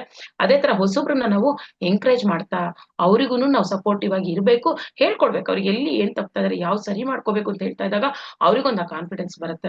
ಸೊ ಹಾಗಾಗಿ ಇದು ಎಲ್ಲರನ್ನು ನಾವು ಸಮನಾಗಿ ನೋಡ್ಬೇಕು. ಇವರು ಸೀನಿಯರ ಜೂನಿಯರ ಇದು ಅಲ್ವೇ ಅಲ್ಲ, ಅಲ್ಲಿ ಬರೋದು ನಮ್ಮ ಸಂಸ್ಕಾರ ಅಲ್ಲಿ ಮುಖ್ಯ ಅಷ್ಟೇನೆ. ನಮ್ ಸಾಧನೆ ಸಂಸ್ಕಾರ ಮುಖ್ಯ, ಎಲ್ರು ಒಂದೇ ತರಾನೇ ನಾವು ನೋಡ್ಬೇಕು. ಇದು ಒಂದು ಅದ್ಭುತವಾದ ಒಂದು ಅವರು ಕೊಟ್ಟಿರುವಂತಹ ಮಾರ್ಗಸೂಚಿ. ನಮ್ಮ ಸುತ್ತಮುತ್ತಲಿನ ಪ್ರದೇಶವನ್ನು ಸಾಧ್ಯವಾದಷ್ಟು ಸ್ವಚ್ಛವಾಗಿ ಇಡೋಣ, ಸ್ವಚ್ಛತೆಯೇ ದೈವತಃ. ಜಯ ಹೋ ಸ್ವಚ್ಛ ಭಾರತ. ಇದನ್ನು ನೆನಪಿನಲ್ಲಿ ಇಟ್ಕೊಳ್ಳೋಣ. ಖಂಡಿತ ಸ್ವಚ್ಛ ಭಾರತ್ ಎಲ್ಲಾ ಕಡೆನೂ ನಡೀತಾ ಇದೆ. ನಮ್ ಸರೌಂಡಿಂಗ್ಸ್ ಅಲ್ಲಿ ನಾವೆಲ್ಲಿದ್ರುನು ಅದು ಕ್ಲೀನ್ ಆಗಿ ಇಟ್ಕೊಳ್ಳೋದು ನಮ್ಮೊಂದು ಕರ್ತವ್ಯ, ಅದು ನಡೀತಾ ಇದೆ. ನೆಕ್ಸ್ಟ್ ಅದ್ರ ಜೊತೆಗೆ ವೈಯಕ್ತಿಕ ಶುಭ್ರತೆ, ವೈಯಕ್ತಿಕ ಆನಂದ ಮತ್ತೆ ವೈಯಕ್ತಿಕ ಪ್ರಗತಿಗಾಗಿ ಸಾಧನೆಯನ್ನ ಪ್ರತಿನಿತ್ಯದ ನಿಯಮದಂತೆ ಹೃದಯಪೂರ್ವಕವಾಗಿ ಮಾಡಿಕೊಳ್ಳಬೇಕು. ಮಾಡ್ತಾ ಇದೀವಲ್ವಾ, ಇದು ನಾವು ಮಾಡ್ತಾ ಇದೀವಿ. ಒಂದು ನನಗೆ ಖುಷಿ ಆಗೋದೇನು ಅಂದ್ರೆ, ಒಬ್ಬೊಬ್ಳೆ ಮಾಡ್ತಾ ಇಲ್ಲ ನಾನು, ನನ್ನ ಅದೃಷ್ಟ ಅಂತಾನೆ ನಾನು ಅನ್ಕೋಬೇಕು. ಶುರು ಆದಾಗಿಂದಾನು ಗ್ರೂಪ್ ಜೊತೆಗೇನೆ ಮಾಡ್ತಾ ಇದೀವಿ. ಅವರಿಂದ ನಾವು ಕಲಿಯೋದಿದೆ, ನನ್ನಿಂದ ಅವ್ರು ಕಲಿಯೋದಿದೆ, ಅವರಿಂದ ನಾನ್ ಕಲಿಯೋದಿದೆ. ಪ್ರತಿಯೊಂದನ್ನು ನಾವು ಜೊತೆಯಿಂದ ಮಾಡ್ತಾ ಹೋಗ್ತಾ ಇದೀವಿ ಅಂತ ಹೇಳಕ್ಕೆ ತುಂಬಾನೇ ಖುಷಿ ಆಗುತ್ತೆ. ಈ ಒಂದು ವೈಯಕ್ತಿಕ ಶುಭ್ರತೆ, ವೈಯಕ್ತಿಕ ಆನಂದ ಮತ್ತು ವೈಯಕ್ತಿಕ ಪ್ರಗತಿಗಾಗಿ ಸಾಧನೆ ಪ್ರತಿನಿತ್ಯ ನಿಯಮದಂತೆ ಮಾಡ್ಬೇಕು ಅನ್ನೋದಿದೆಯಲ್ಲ, ಪ್ರತಿನಿತ್ಯ ನಾವು ವೈಯಕ್ತಿಕವಾಗಿ ಎಲ್ರು ಜೊತೆಲಿ ಇರ್ತಾ ನಾವು ವೈಯಕ್ತಿಕವಾಗಿ ನಾವು ಬೆಳಿತಾ ಹೋಗ್ತಾ ಇದೀವಿ, ಮಾಡ್ಕೊಳ್ತಾ ಹೋಗ್ತಾ ಇದೀವಿ. ಇದು ಸಹ. ಸೊ ನೆಕ್ಸ್ಟ್ ಭೌತಿಕ ಅಗತ್ಯಗಳನ್ನ ಅಂದ್ರೆ ನಿದ್ರೆ ಮತ್ತು ಆಹಾರಗಳನ್ನ ಕ್ರಮೇಣ ಕಡಿಮೆ ಮಾಡ್ಬೇಕು. ಇದು ಆಕ್ಚುಲಿ ಆಗ್ಲೇನೆ ಬಂದಾಯ್ತು ಈ ಒಂದು ಪಾಯಿಂಟ್, ಅದ್ರಲ್ಲೂ ಇತ್ತು. ಇಲ್ಲಿ ಭೌತಿಕ ನಮಗೆ ಏನೇನ್ ಬೇಕು ಅಂತ ನಾವ್ ಅನ್ಕೊಂಡಿರ್ತೀವಿ ಫಿಸಿಕಲ್ ಲೈಫ್ ಅಲ್ಲಿ, ಅದಿಲ್ದಿದ್ರೆ ಆಗಲ್ಲ, ಇದಿಲ್ದಿದ್ರೆ ಆಗಲ್ಲ, ಕಾಸ್ಟ್ಲಿ ಕಾರೇ ಬೇಕು, ದೊಡ್ಡ ಮನೆನೇ ಬೇಕು, ಒಂದು ಸ್ಟ್ಯಾಂಡರ್ಡ್ ಆಗಿರೋ ಫರ್ನಿಚರ್ ಬೇಕು, ಅದಿದ್ರೇನೆ ಸುಖ, ಅದಿದ್ರೇನೆ ಸಂತೋಷ, ಇವೆಲ್ಲ ಇರುತ್ತೆ. ಸ್ಪಿರಿಚುಯಾಲಿಟಿ ಸ್ಪಿರಿಚುವಾಲಿಟಿಗೆ ಬರೋ ಮುಂಚೆ. ಬಟ್ ಯಾವಾಗ ಒಂದ್ಸಲಿ ನಾವು ಈ ಸತ್ಯ ಅರ್ಥ ಮಾಡ್ಕೊಂತೀವಿ, ವಾಟ್ ಈಸ್ ಸ್ಪಿರಿಚುವಾಲಿಟಿ ಅನ್ನೋದು ನಮಗೆ ಅರ್ಥ ಆದ್ಮೇಲೆ ಎಲ್ಲ ಏನು ಅನ್ಸಲ್ಲ, ಇದು ಇಂಪಾರ್ಟೆಂಟ್ ಅಂತಾನೆ ನಮಗೆ ಅನ್ಸಲ್ಲ. ಯಾವ್ದು ಎಷ್ಟು ಬೇಕು ಫಿಸಿಕಲ್ ಲೈಫ್ಗೆ ಅಷ್ಟೇ ಸಾಕು. ನಿದ್ದೆ ಎಷ್ಟು ಬೇಕು ನಿಯಮಿತವಾಗಿ ಹಿತಮಿತವಾಗಿ, ಪ್ರತಿಯೊಂದ್ರಲ್ಲೂ ಅಷ್ಟೇ. ನಿದ್ದೆಯಲ್ಲಿರ್ಬೋದು, ಆಹಾರದಲ್ಲಿರ್ಬೋದು, ನಮ್ಮ ಲೈಫ್ ಸ್ಟೈಲ್ ಇರ್ಬೋದು, ಎಲ್ಲ ಮಿಡ್ಲ್ ಪಾತಿಗೆ ಬಂದ್ಬಿಡುತ್ತೆ. ಎಲ್ಲ ಮಿಡ್ಲ್ ಪಾತಿಗೆ ಆಟೋಮೆಟಿಕ್ ಆಗಿ ಬಂದ್ಬಿಡುತ್ತೆ. ಸೊ ನೆಕ್ಸ್ಟ್ ಪ್ರತಿಯೊಬ್ಬರಿಗೂ ಸಹ ಚಿಕ್ಕ ಮತ್ತು ಪುಟ್ಟ ಕೆಲಸಗಳನ್ನು ಸಹ ಮಾಡಲು ಸದಾ ಸಿದ್ಧರಿರ್ಬೇಕು. ಪ್ರತಿಯೊಬ್ಬರಿಗೂ ಸಹ ಚಿಕ್ಕ ಮತ್ತು ಪುಟ್ಟ ಕೆಲಸಗಳನ್ನು ಸಹ ಮಾಡಲು ಸದಾ ಸಿದ್ಧರಾಗಿರ್ಬೇಕು. ಯಾವುದೇ ರೀತಿ ಯಾವ ಟೈಮಲ್ಲಿ ಎಲ್ಲಿ ನಮ್ ಕೆಲಸ ಯಾರಿಗ ಅಗತ್ಯ ಇರುತ್ತೋ ಗೊತ್ತಿಲ್ಲ, ಎಲ್ಲಿ ಅಗತ್ಯ ಇದ್ರು ನಮ್ಮಿಂದ ಆಗ್ಬೇಕಾಗಿರೋ ಕೆಲಸಗಳು ನಾವು ಸದಾ ರೆಡಿ ಇರಬೇಕು. ಅದನ್ನು ಫಾಲೋ ಮಾಡ್ತಾ ಇದ್ದೀವಿ. ನೆಕ್ಸ್ಟ್, ಹಿಂದೆ ನಡೆದಿರುವಂತಹ ಅಥವಾ ಮುಂದೆ ಭವಿಷ್ಯದಲ್ಲಿ ನಡೆಯಲಿರುವ ಘಟನೆಗಳ ಬಗ್ಗೆ ಅತಿ ಹೆಚ್ಚಾಗಿ ಮಾತನಾಡಬಾರದು. ಆದ್ರೆ ಮುಂದಿನ 24 ಗಂಟೆಲಿ ಏನ್ ಮಾಡ್ಲಿದ್ದೀನಿ ಎಂಬ ಬಗ್ಗೆ ಆಲೋಚನೆ ರೂಪಿಸಿಕೊಳ್ಳಬೇಕು. ಇದು ಒಂದು ಅದ್ಭುತವಾದ ತತ್ವ. ಯಾವಾಗ್ಲೂ B in present moment, B in this moment ಅಂತ ಹೇಳ್ತಾ ಇರ್ತಾರೆ ಪತ್ರಿಜಿಯವರು. ಅವರಿಂದಾನೇ ನಾನು ಹೇಳ್ಬೇಕು ಅಂದ್ರೆ PSSM ಬಂದ್ಮೇಲೆ ಇದನ್ನ ತುಂಬಾನೇ ಅರ್ಥ ಮಾಡ್ಕೊಂಡಿದ್ದು, ಇದ್ರ ಬೆಲೆ, ಇದಕ್ಕೆ ಇಷ್ಟು ಬೆಲೆ ಇದೆಯಲ್ಲ ಅಂತ ಗೊತ್ತಾಗಿದ್ದು PSSM ಬಂದ್ಮೇಲೆ. So be in this present moment, ಎಲ್ಲೇ ಏನೇ ಇರ್ಲಿ be in this present moment. ಗತಃ ಆಗಿದ್ದಾಗೋಯ್ತು, ಬಿಟ್ಬಿಡ್ಬೇಕು. ಮ್ಯಾಕ್ಸಿಮಮ್ ನಾವು ಜನ ಎಲ್ಲಿ ಹಾಳಾಗ್ತಾ ಇದೀವಿ, ಪಾಸ್ಟ್ ಅಲ್ಲಿ ಇಲ್ಲ ಫ್ಯೂಚರ್ ಹೆದರಿಕೆ. ಸೊ ಇದೆಲ್ಲರನ್ನು ಬಿಟ್ಬಿಟ್ಟು ನಾನು ಪ್ರೆಸೆಂಟ್ ಮೊಮೆಂಟ್ ಅಲ್ಲಿ ಇರ್ತೀನಿ ಅಂತಂದಾಗ ಯಾವುದೇ ರೀತಿ ಭಯ ಅನ್ನೋದು ನಮ್ ಸುತ್ತು ಬರಲ್ಲ. ಸೊ ಇಲ್ಲಿ ಹೇಳಿದ್ದಾರೆ ಪ್ರೆಸೆಂಟ್ ಮೊಮೆಂಟ್ ಅಂದ್ರೇನು, ಇಲ್ಲಿಂದ 24 ಅವರ್ಸ್ ವರ್ಗು ನೀವು ಚೆನ್ನಾಗಿ ಪ್ಲಾನ್ ಮಾಡ್ಕೊಳ್ಳಿ, ಅಷ್ಟೇ ಸಾಕು. ಅಲ್ಲಿ ಯಾವ ಆತಂಕನೂ ಬೇಡ, ಅಯ್ಯೋ ನೆನ್ನೆ ಇದ್ ಮಾಡ್ಲಿಲ್ವಲ್ಲ ಅನ್ನೋ ಇದು ಬೇಡ. ಸೊ ಈ ಪ್ರೆಸೆಂಟ್ ಮೊಮೆಂಟ್ ಅಲ್ಲಿ ಈ 24 ಗಂಟೆಗಳು ನಾನ್ ಏನಿದ್ದೀನೋ ಅದೇ ನಮ್ಮ ಫ್ಯೂಚರ್ಗೆ ನಾಂದಿ, ಇದೇನೇನೆ. ಅಥವಾ ಬರೀ ಹಿಂದಿಂದೆ ನಾನು ನೆನ್ಪಿಸ್ಕೊಂಡು ಕೂತ್ಕೊಂತೀನಿ, ಹಿಂದೆ ಯಾವ ತರ ಬದುಕಿದ್ದೆ ಅಂತ ಅದನ್ನೇ ಇಟ್ಕೊಂಡ್ರೆ ಆ ಹಿಂದೆ ನಾನು ಹೇಗಿದ್ನೋ ಅದೇ ನನ್ನ ಈ ಸ್ಥಿತಿ. ಸೊ ಹಾಗಾಗಿ ಹಿಂದಿನ ಬಿಟ್ಬಿಡೋಣ, ಈಗ ನಾನು ಹೇಗಿದ್ದೀನಿ ಅದು ತುಂಬಾ ಇಂಪಾರ್ಟೆಂಟು. ಈ 24 ಗಂಟೆ ಪ್ಲಾನ್ ಮಾಡ್ಕೊಂಡಾಗ ನನ್ನ ಫ್ಯೂಚರ್ ನಿಜವಾಗ್ಲೂ ಅದ್ಭುತವಾಗಿರುತ್ತೆ ಅಷ್ಟೇನೆ. ಸೊ ಹಾಗಾಗಿ be in this present moment ಅನ್ನೋದು ತುಂಬಾ ತುಂಬಾ ತುಂಬಾ ಇಂಪಾರ್ಟೆಂಟು. ಅಳವಡಿಸ್ಕೊಳ್ಳೇಬೇಕು, ಪ್ರತಿಯೊಬ್ರು ಅಳವಡಿಸ್ಕೊಂತಾ ಇದೀವಿ ಇದನ್ನು. ನೆಕ್ಸ್ಟ್, ಧ್ಯಾನ ಜ್ಞಾನಗಳಿಗೆ ನಾವು ಹಣ ಗಳಿಕೆಗೆ ನೀಡುವಷ್ಟೇ ಆದ್ಯತೆಯನ್ನ ನೀಡಬೇಕು. ಸಂಗೀತ, ನೃತ್ಯ, ಕ್ರೀಡೆ ಮತ್ತು ಕಲೆ ಇತ್ಯಾದಿಗಳಿಗೆ ಸಹ ನಾವು ಆದ್ಯತೆ ನೀಡಬೇಕು. ಬರೀ ಈ ಧ್ಯಾನ, ಜ್ಞಾನ ಅಥವಾ ದುಡ್ಡು ಸಂಪಾದನೆ ಮಾಡೋದು ಬರೀ ಇಷ್ಟಕ್ಕೆ ಇಂಪಾರ್ಟೆನ್ಸ್ ಕೊಡುವಂತದಲ್ಲ. ಅದ್ರ ಜೊತೆಗೆ ನಾವು ಸೈಡ್ ಅಲ್ಲಿ ಈ ಹಾಬೀಸ್, ಹಾಡು ಹೇಳೋದು, ಡಾನ್ಸ್ ಮಾಡೋದು, ಡ್ರಾಯಿಂಗ್ ಮಾಡೋದು, ಇವೆಲ್ಲವನ್ನು ಸಹ ನಮ್ಮಲ್ಲಿ ಅಳವಡಿಸ್ಕೋಬೇಕು. ಆವಾಗ್ಲೇ ಆ ಒಂದು ಓವರ್ ಆಲ್ ಗ್ರೋತ್, ಏನ್ 360 ಡಿಗ್ರಿ ನಾವು ಗ್ರೋತ್ ಆಗ್ತೀವಲ್ಲ, ಇದು ಅಳವಡಿಸ್ಕೊಂಡಾಗ್ಲೂ ಆಗುತ್ತೆ. ಸೊ ಹಾಗೆ ಖಂಡಿತ ನಾವ್ ಬರೀ ಧ್ಯಾನ, ಜ್ಞಾನ ಇಷ್ಟೇ ಅಲ್ಲದೆ ಸಂಗೀತ ಕಲಿತಾ ಇದೀವಿ, ಡಾನ್ಸ್ ಗಳು ಮಾಡ್ತೀವಿ, ಎಲ್ ಬೇಕೋ ಅಲ್ಲೆಲ್ಲ ಪ್ರೋಗ್ರಾಮ್ಗಳು ಕೊಡ್ತಾ ಇರ್ತೀವಿ. ಪ್ರತಿಯೊಂದ್ರಲ್ಲೂ ಅದರಲ್ಲಿ ನಾನು ಅಳವಡಿಸ್ಕೊಂಡಿದ್ದೀನಿ. ಆರ್ಟ್, ಡ್ರಾಯಿಂಗ್ ಮಾಡ್ತೀನಿ, ಪೇಂಟಿಂಗ್ ಮಾಡ್ತೀನಿ, ಬೇಜಾರಾದಾಗ ಡ್ರಾಯಿಂಗ್ ಮಾಡ್ತೀವಿ. ಸೊ ಹಾಡು ಹೇಳೋದು, ಡಾನ್ಸ್ ಹೇಳೋದು, ಖಂಡಿತ ಇದೆಲ್ಲಾನು ಅಳವಡಿಸ್ಕೊಂಡಿದ್ದೀನಿ ನಾನು. ಇದರಿಂದ ಆಗೋ ಬೆನಿಫಿಟ್ಸು ಸಹ ನಮ್ಗೆ ಗೊತ್ತಾಗ್ತಾ ಬರ್ತಾ ಇದೆ. ನಮ್ಮಲ್ಲಿರೋ ಟ್ಯಾಲೆಂಟ್ ಪ್ರತಿಯೊಬ್ಬರಲ್ಲೂ ಬೈ ಬರ್ತ್ ಒಂದು ಟ್ಯಾಲೆಂಟ್ ಅವ್ರ ಹತ್ರ ಖಂಡಿತ ಇರುತ್ತೆ. ಸೊ ಏನ್ ಧ್ಯಾನ ಮಾಡ್ತಾ ಅದೆಲ್ಲ ಬಿಟ್ಬಿಡ್ಬೇಕಾ? ಖಂಡಿತ ಬಿಡಬೇಡಿ. ನಿಮ್ ಟ್ಯಾಲೆಂಟ್ ಏನಿದೆಯೋ ನೀವು ಅದ್ರ ಜೊತೆ ಅದನ್ನ ಇನ್ನ ಚೆನ್ನಾಗಿ ಗುರುತಿಸ್ಕೊಂತೀವಿ ನಾವು. ಧ್ಯಾನಕ್ಕೆ ಬಂದ್ಮೇಲೆ ನನ್ ಟ್ಯಾಲೆಂಟ್ ಮರ್ತೋಗಿರೋ ಈ ಜೀವನ ಜಂಜಾಟದಲ್ಲಿ ನಾವ್ ಎಷ್ಟೋ ಮರ್ತು ಬಿಟ್ಟಿರ್ತೀವಿ. ಮತ್ ಅದೆಲ್ಲ ಧ್ಯಾನಕ್ಕೆ ಬಂದಾಗ ಜ್ಞಾಪಿಸ್ಕೊಳ್ತೀವಿ, ಮತ್ ನಾವ್ ಅದನ್ನ ಮಾಡ್ತಾ ಹೋಗ್ತಾ ಇರ್ತೀವಿ. ತುಂಬಾ ಇಂಪಾರ್ಟೆಂಟ್ ಅದು ಬೆಳೆಸ್ಕೊಳ್ಳೋದು. ಮತ್ತೆ ನಾವ್ ಯಾವಾಗ್ಲೂ ಸ್ವಯಂ ಅಭಿನಂದಿಸಿಕೊಳ್ಳಬೇಕು ಮತ್ತು ನಮ್ಮನ್ನು ಕುರಿತು ನಮ್ಗೆ ಮೆಚ್ಚುಗೆ ಇರಬೇಕು. ಒಂದೊಂದು ಸ್ಟೆಪ್ ನಾವ್ ಏನಾರು ಅಚೀವ್ ಮಾಡಿದೀವಿ ನಮಗೆ ಅನ್ನಿಸ್ದಾಗ ಅದ್ರಲ್ಲಿ ಯಾವುದೇ ಅಂಜಿಕೆ ಬೇಡ. ನಮಗ್ ನಾವು ಟ್ಯಾಪ್ ಮಾಡ್ಕೋಬೇಕು. ಓ, ನಾನು ಇವತ್ತು ಇಷ್ಟೊತ್ತು ಧ್ಯಾನ ಮಾಡಿದೆ, ನಾನು ಇವತ್ತು ಅನ್ಕೊಂಡಿರೋ ಕೆಲಸದಲ್ಲಿ ಇಷ್ಟು ಮುಗಿಸಿದೀನಿ, ನನಗ್ ನಾವು ಟ್ಯಾಪ್ ಮಾಡ್ಕೋಬೇಕು. ಅದು ನಿಜವಾಗ್ಲೂ ಮಾಸ್ಟರ್ಸ್, ಬೆಳಗ್ಗೆ ಎದ್ದು 4:15 ಕೂತ್ಕೊಂಡು ನಾವೆಲ್ಲ ಧ್ಯಾನ ಮಾಡ್ತೀವಿ. ಅದೆಷ್ಟು ಖುಷಿ ಕೊಡುವಂತ ಕೆಲಸ, ಎಷ್ಟು ಜನಕ್ಕೆ ಆಗುತ್ತೆ ಅದು ಮಾಡೋದು. ಸೊ ಒಂದು ಕನ್ಸಿಸ್ಟೆನ್ಸಿ ಆಗಿ ನಾವು ಮನ್ಸು ಮಾಡಿ ಈ 90 ದಿನ ನಾನು ಧ್ಯಾನ ಮಾಡ್ತೀನಿ ಅಂತ ಮಾಡ್ತಾರಲ್ಲ ಗ್ರೂಪ್ ಅಲ್ಲಿ, ಪ್ರತಿಯೊಬ್ರು ಅವರು, ನಾನು ಅದೇ ಹೇಳ್ತೀನಿ, ನಿಮಗ್ ನೀವು ಬೆನ್ ತಟ್ಕೊಳ್ಳಿ, ನಿಮಗ್ ನೀವು ಕಾಂಗ್ರಾಟ್ಸ್ ಹೇಳ್ಕೊಳ್ಳಿ. ಅದು ನಮಗ್ ನಾವು ನಮ್ಮ ಅಚೀವ್ಮೆಂಟ್ಸ್ಗೆ ಯಾರು ಗುರ್ತಿಸ್ತಾರೋ ಬಿಡ್ತಾರೋ ಎಕ್ಸ್ಪೆಕ್ಟೇಷನ್ಸ್ ಬೇಡ. ಅವ್ರು ನೋಡಿ ನನ್ನ ಮೆಚ್ಚಲಿ, ಇವ್ರು ನೋಡಿ ನನ್ನ ಮೆಚ್ಚಲಿ ಬೇಡ. ನನ್ನ ತೃಪ್ತಿ ನನಗೆ, ನಾನು ಅಚೀವ್ ಮಾಡ್ತಾ ಇದೀನಿ, ನನಗ್ ನಾನ್ ಟ್ಯಾಪ್ ಮಾಡ್ಕೋಬೇಕು. ಅದು ಮಾತ್ರ ಮಾಡ್ಕೊಳ್ಳೇಬೇಕು. ಪ್ರತಿಯೊಬ್ರು ನಮ್ಮನ್ನ ನಾವು ಹುರಿದುಂಬಿಸ್ಕೋಬೇಕು. ಯಾವಾಗ ನಮ್ಮನ್ನ ನಾವು ಇದನ್ನ ಗುರ್ತಿಸ್ಕೊಂಡು ಹುರಿದುಂಬಿಸ್ಕೊಂತೀವೋ ಆವಾಗ ನಾವು ಬೇರೆಯವ್ರನ್ನ ಎಂಕರೇಜ್ ಮಾಡಕ್ಕೆ ಸಾಧ್ಯ ಆಗುತ್ತೆ. ಬೇರೆಯವ್ರಲ್ಲಿ ಆಗ್ತಿರೋ ಟ್ರಾನ್ಸ್ಫಾರ್ಮೇಶನ್ ನಾವು ಗುರ್ತಿಡಿಯಕ್ಕೆ ಆಗುತ್ತೆ, ಗುರ್ತಿಸೋಕೆ ಆಗುತ್ತೆ. ಸೊ ಹಾಗಾಗಿ ಇದು ಇಂಪಾರ್ಟೆಂಟ್. ನಮ್ಮನ್ನ ನಾವು ಟ್ಯಾಪ್ ಮಾಡ್ಕೊಳ್ಳೋಣ, ಬೇರೆಯವ್ರಿಗೂ ಎಂಕರೇಜ್ ಮಾಡ್ತಾ ಹೋಗೋಣ. ಸೊ ನಾವು ನಮಗೆ ನೋವುಂಟು ಮಾಡಿದವರಿಗೂ ಸಹ ಒಳಿತನ್ನು ಬಯಸಬೇಕು, ಕಾರಣ ಅವರು ಅಜ್ಞಾನದಿಂದ ಹಾಗೆ ಮಾಡಿರುತ್ತಾರೆ. ಇದು ಕರೆಕ್ಟ್. ನಾವು ನಮಗೆ ಯಾರು ನೋವುಂಟು ಮಾಡಿರ್ತಾರಲ್ಲ ಅವ್ರಿಗೆ ಯಾವುದೇ ಕಾರಣಕ್ಕೂ ಶಾಪಗಳನ್ನ ಹಾಕೋದು ಬೇಡ, ಹಾಕ್ಲೂಬಾರ್ದು, ಬೈಕೊಳ್ಳೋದು ಬೇಡ. ಯಾರು ನಮಗೆ ಈ ತರ ತಿಳಿದೆ ನಮಗೇನಾದ್ರು ಮಾಡಿದ ಅಲ್ಲ, ತಿಳಿದೆ ಅಂತ ಅವ್ರಿಗೆ ಗೊತ್ತಿಲ್ಲ, ಬಟ್ ನಾವು ಜ್ಞಾನಿಗಳಾಗಿರೋದಕ್ಕೆ, ನಾವು ಧ್ಯಾನ ಮಾಡ್ತಾ ತಿಳ್ಕೊಂಡಿರೋದಕ್ಕೆ, ಸ್ಪಿರಿಚುವಾಲಿಟಿಗೆ ಬಂದ್ಮೇಲೆ ಯಾರಿಂದಾರು ನಮಗೆ ತೊಂದರೆ ಆಗ್ತಿದೆ ಅಂತಂದ್ರೆ ಅವ್ರು ಹಾಳಾಗೋಗ್ಲಿ, ಆತರ ಈ ತರ ಬೈಯೋದ್ ಬೇಡ, ಶಾಪಗಳು ಹಾಕೋದ್ ಬೇಡ, ಅವ್ರ ಅಜ್ಞಾನದಿಂದ ಅವ್ರು ಮಾಡ್ತಾ ಇದ್ದಾರೆ ಅಂತ ಅನ್ಕೊಂಡು ನಾವು ಕ್ಷಮಿಸ್ಬಿಡೋಣ ಅವ್ರನ್ನ. ಅವ್ರಿಗೂ ಬೆಳೆಯೋಕೊಂದು ಅವಕಾಶವನ್ನ ಕೊಡ್ತಾ ಹೋಗೋಣ. ತಿಳ್ಕೊಂತಾರೆ, ಯಾವಾಗ್ಲೂ ಒಂದು ಆ ಸೋಲ್ ಗ್ರೋತ್ ಅನ್ನೋದು ಆಗ್ತಾ ಇರುತ್ತಲ್ವಾ, ಅವ್ರಿಗೂ ಟೈಮ್ ಬರ್ಬೇಕು, ಸೋಲ್ ಗ್ರೋತ್ ಆಗ್ಬೇಕು, ಅವ್ರಿಗೂ ಬೆಳೀತಾ ಬರ್ತಾರೆ. ಆ ಸೋಲ್ ಅನ್ನೋದು ಡೇ ಬೈ ಡೇ ಅದು ಒಂದೊಂದು ಜನ್ಮಕ್ಕೂ ಕಲಿತಾ ಹೋಗ್ತಾ ಇರುತ್ತೆ. ಹಾಗಾಗಿ ನಾವು ಆ ಸ್ಥಿತಿಯಿಂದ ದಾಟ್ಕೊಂಡು ಬಂದಿದೀವಿ. ಈಗ ಆ ಸ್ಥಿತಿಯಲ್ಲಿ ಇದ್ದು ಯಾರಾದ್ರೂ ನಮಗೆ ಹರ್ಟ್ ಮಾಡಿದ್ರು, ಬೇಜಾರ್ ಮಾಡಿದ್ರು ಸಹ ಅವ್ರಿಗೆ ಬೈಕೊಳ್ಳೋದು ಬೇಡ. ಇನ್ಫ್ಯಾಕ್ಟ್ ಅವರಿಂದ ನಮಗೆ ತೊಂದರೆ ಆದ್ರೆ ಥ್ಯಾಂಕ್ಸ್ ಹೇಳೋಣ, ಯಾಕೆಂದ್ರೆ ಅವರಿಂದ ನಮ್ಮ ಕರ್ಮಗಳು ಕಳೀತಾ ಇದೆ. ಆ ಒಂದು ಸಿಚುವೇಶನ್ ಕ್ರಿಯೇಟ್ ಮಾಡಿಕೊಟ್ಟಿದ್ದಾರೆ, ಅದರಿಂದ ಆಚೆ ಬಂದಾಗ ನಮಗದು ಆ ಕರ್ಮ ಅಲ್ಲಿಗೆ ಕಳಿಯುತ್ತೆ. ಸೊ ಹಾಗಾಗಿ ಇದಿಷ್ಟು ಅದ್ಭುತವಾಗಿ ಈ ಒಂದು 13 ಏನು ವೈಯಕ್ತಿಕವಾಗಿ ನಾವು ಸೂತ್ರಗಳನ್ನ ಏನು ಅಳವಡಿಸ್ಕೋಬೇಕು ಅನ್ನೋದು ಈ 13 ಸೂತ್ರಗಳು, ಅಲ್ಲಿ 18 ಸೂತ್ರಗಳು, ಅದ್ಭುತವಾದ ಸೂತ್ರಗಳು ಪತ್ರಿಜಿಯವರು ಕೊಟ್ಟಿದ್ದಾರೆ. ಸೊ ಇವನ್ನ ಅಳವಡಿಸ್ಕೊಂಡು ಹೋದಾಗ ನನ್ನೊಳಗಿನ ಪತ್ರಿಜಿ ಏನು ಅಂತ ಅವ್ರು ಹೇಳಿದ್ದಾರೆ, ಸೊ ನಮ್ಮೊಳಗು ಪತ್ರಿಜಿ ಇದ್ದಾರೆ ಅನ್ನೋ ನೆನಪು ನಮಗೆ ಬರ್ತಾ ಇರುತ್ತೆ. ಇವನ್ನೆಲ್ಲ ಅಳವಡಿಸ್ಕೊಂಡು ಹೋದಾಗ ಆ ಚೈತನ್ಯ ನಮ್ ಜೊತೆ ಯಾವಾಗ್ಲೂ ಇದೆ. ನಿಜವಾಗ್ಲೂ ಹೇಳ್ಬೇಕಂದ್ರೆ ಅದೇ ನಮಗೆ ಅವ್ರ ಚೈತನ್ಯನೇ ನಮ್ಮನ್ನ ದಿನೇ ದಿನೇ ಕರ್ಕೊಂಡು ಹೋಗ್ತಾ ಇದೆ, ಬೆಳೆಸ್ಕೊಂಡು ಹೋಗ್ತಾ ಇದೆ ಅಂತ ಹೇಳಕ್ಕೆ ಖುಷಿ ಆಗುತ್ತೆ. Thank you masters, thank you madam, thank you PMC Kannada. ಇಷ್ಟು ಅದ್ಭುತವಾದ ಒಂದು ಕಾನ್ಸೆಪ್ಟ್ ಇಡ್ತಾ ಎಲ್ರು ಕರೆಸಿ ಈ ತರ ಒಂದು ಮಾಡ್ತಾ ಇದ್ದೀರಾ, ಒಂದು ಅವೇರ್ನೆಸ್ ಕೊಡ್ತಾ ಇದ್ದೀರಾ. ಹೊಸೊಬ್ರಿಗೆ ಇಷ್ಟೊಂದು ಜನ ಗೊತ್ತಿಲ್ಲದೆ ಇರ್ಬೋದು, ಈ 18 ಮಾರ್ಗಸೂಚಿಗಳು, 13 ಸೂತ್ರಗಳು ಗೊತ್ತಿಲ್ಲದೆ ಇರ್ಬೋದು, ಎಲ್ರಿಗೂ ತಿಳಿಸೋ ಪ್ರಯತ್ನ ಮಾಡ್ತಾ ಇದ್ದೀರಾ ಈ ಮೂಲಕ. Thank you so much. PMC Kannada channel ಅನ್ನು ಲೈಕ್ ಮಾಡಿ, ಶೇರ್ ಮಾಡಿ, ಸಬ್ಸ್ಕ್ರೈಬ್ ಮಾಡಿ ಮತ್ತು ಮಾಡಿಸಿ. ಎಲ್ಲರಿಗೂ ಧನ್ಯವಾದಗಳು.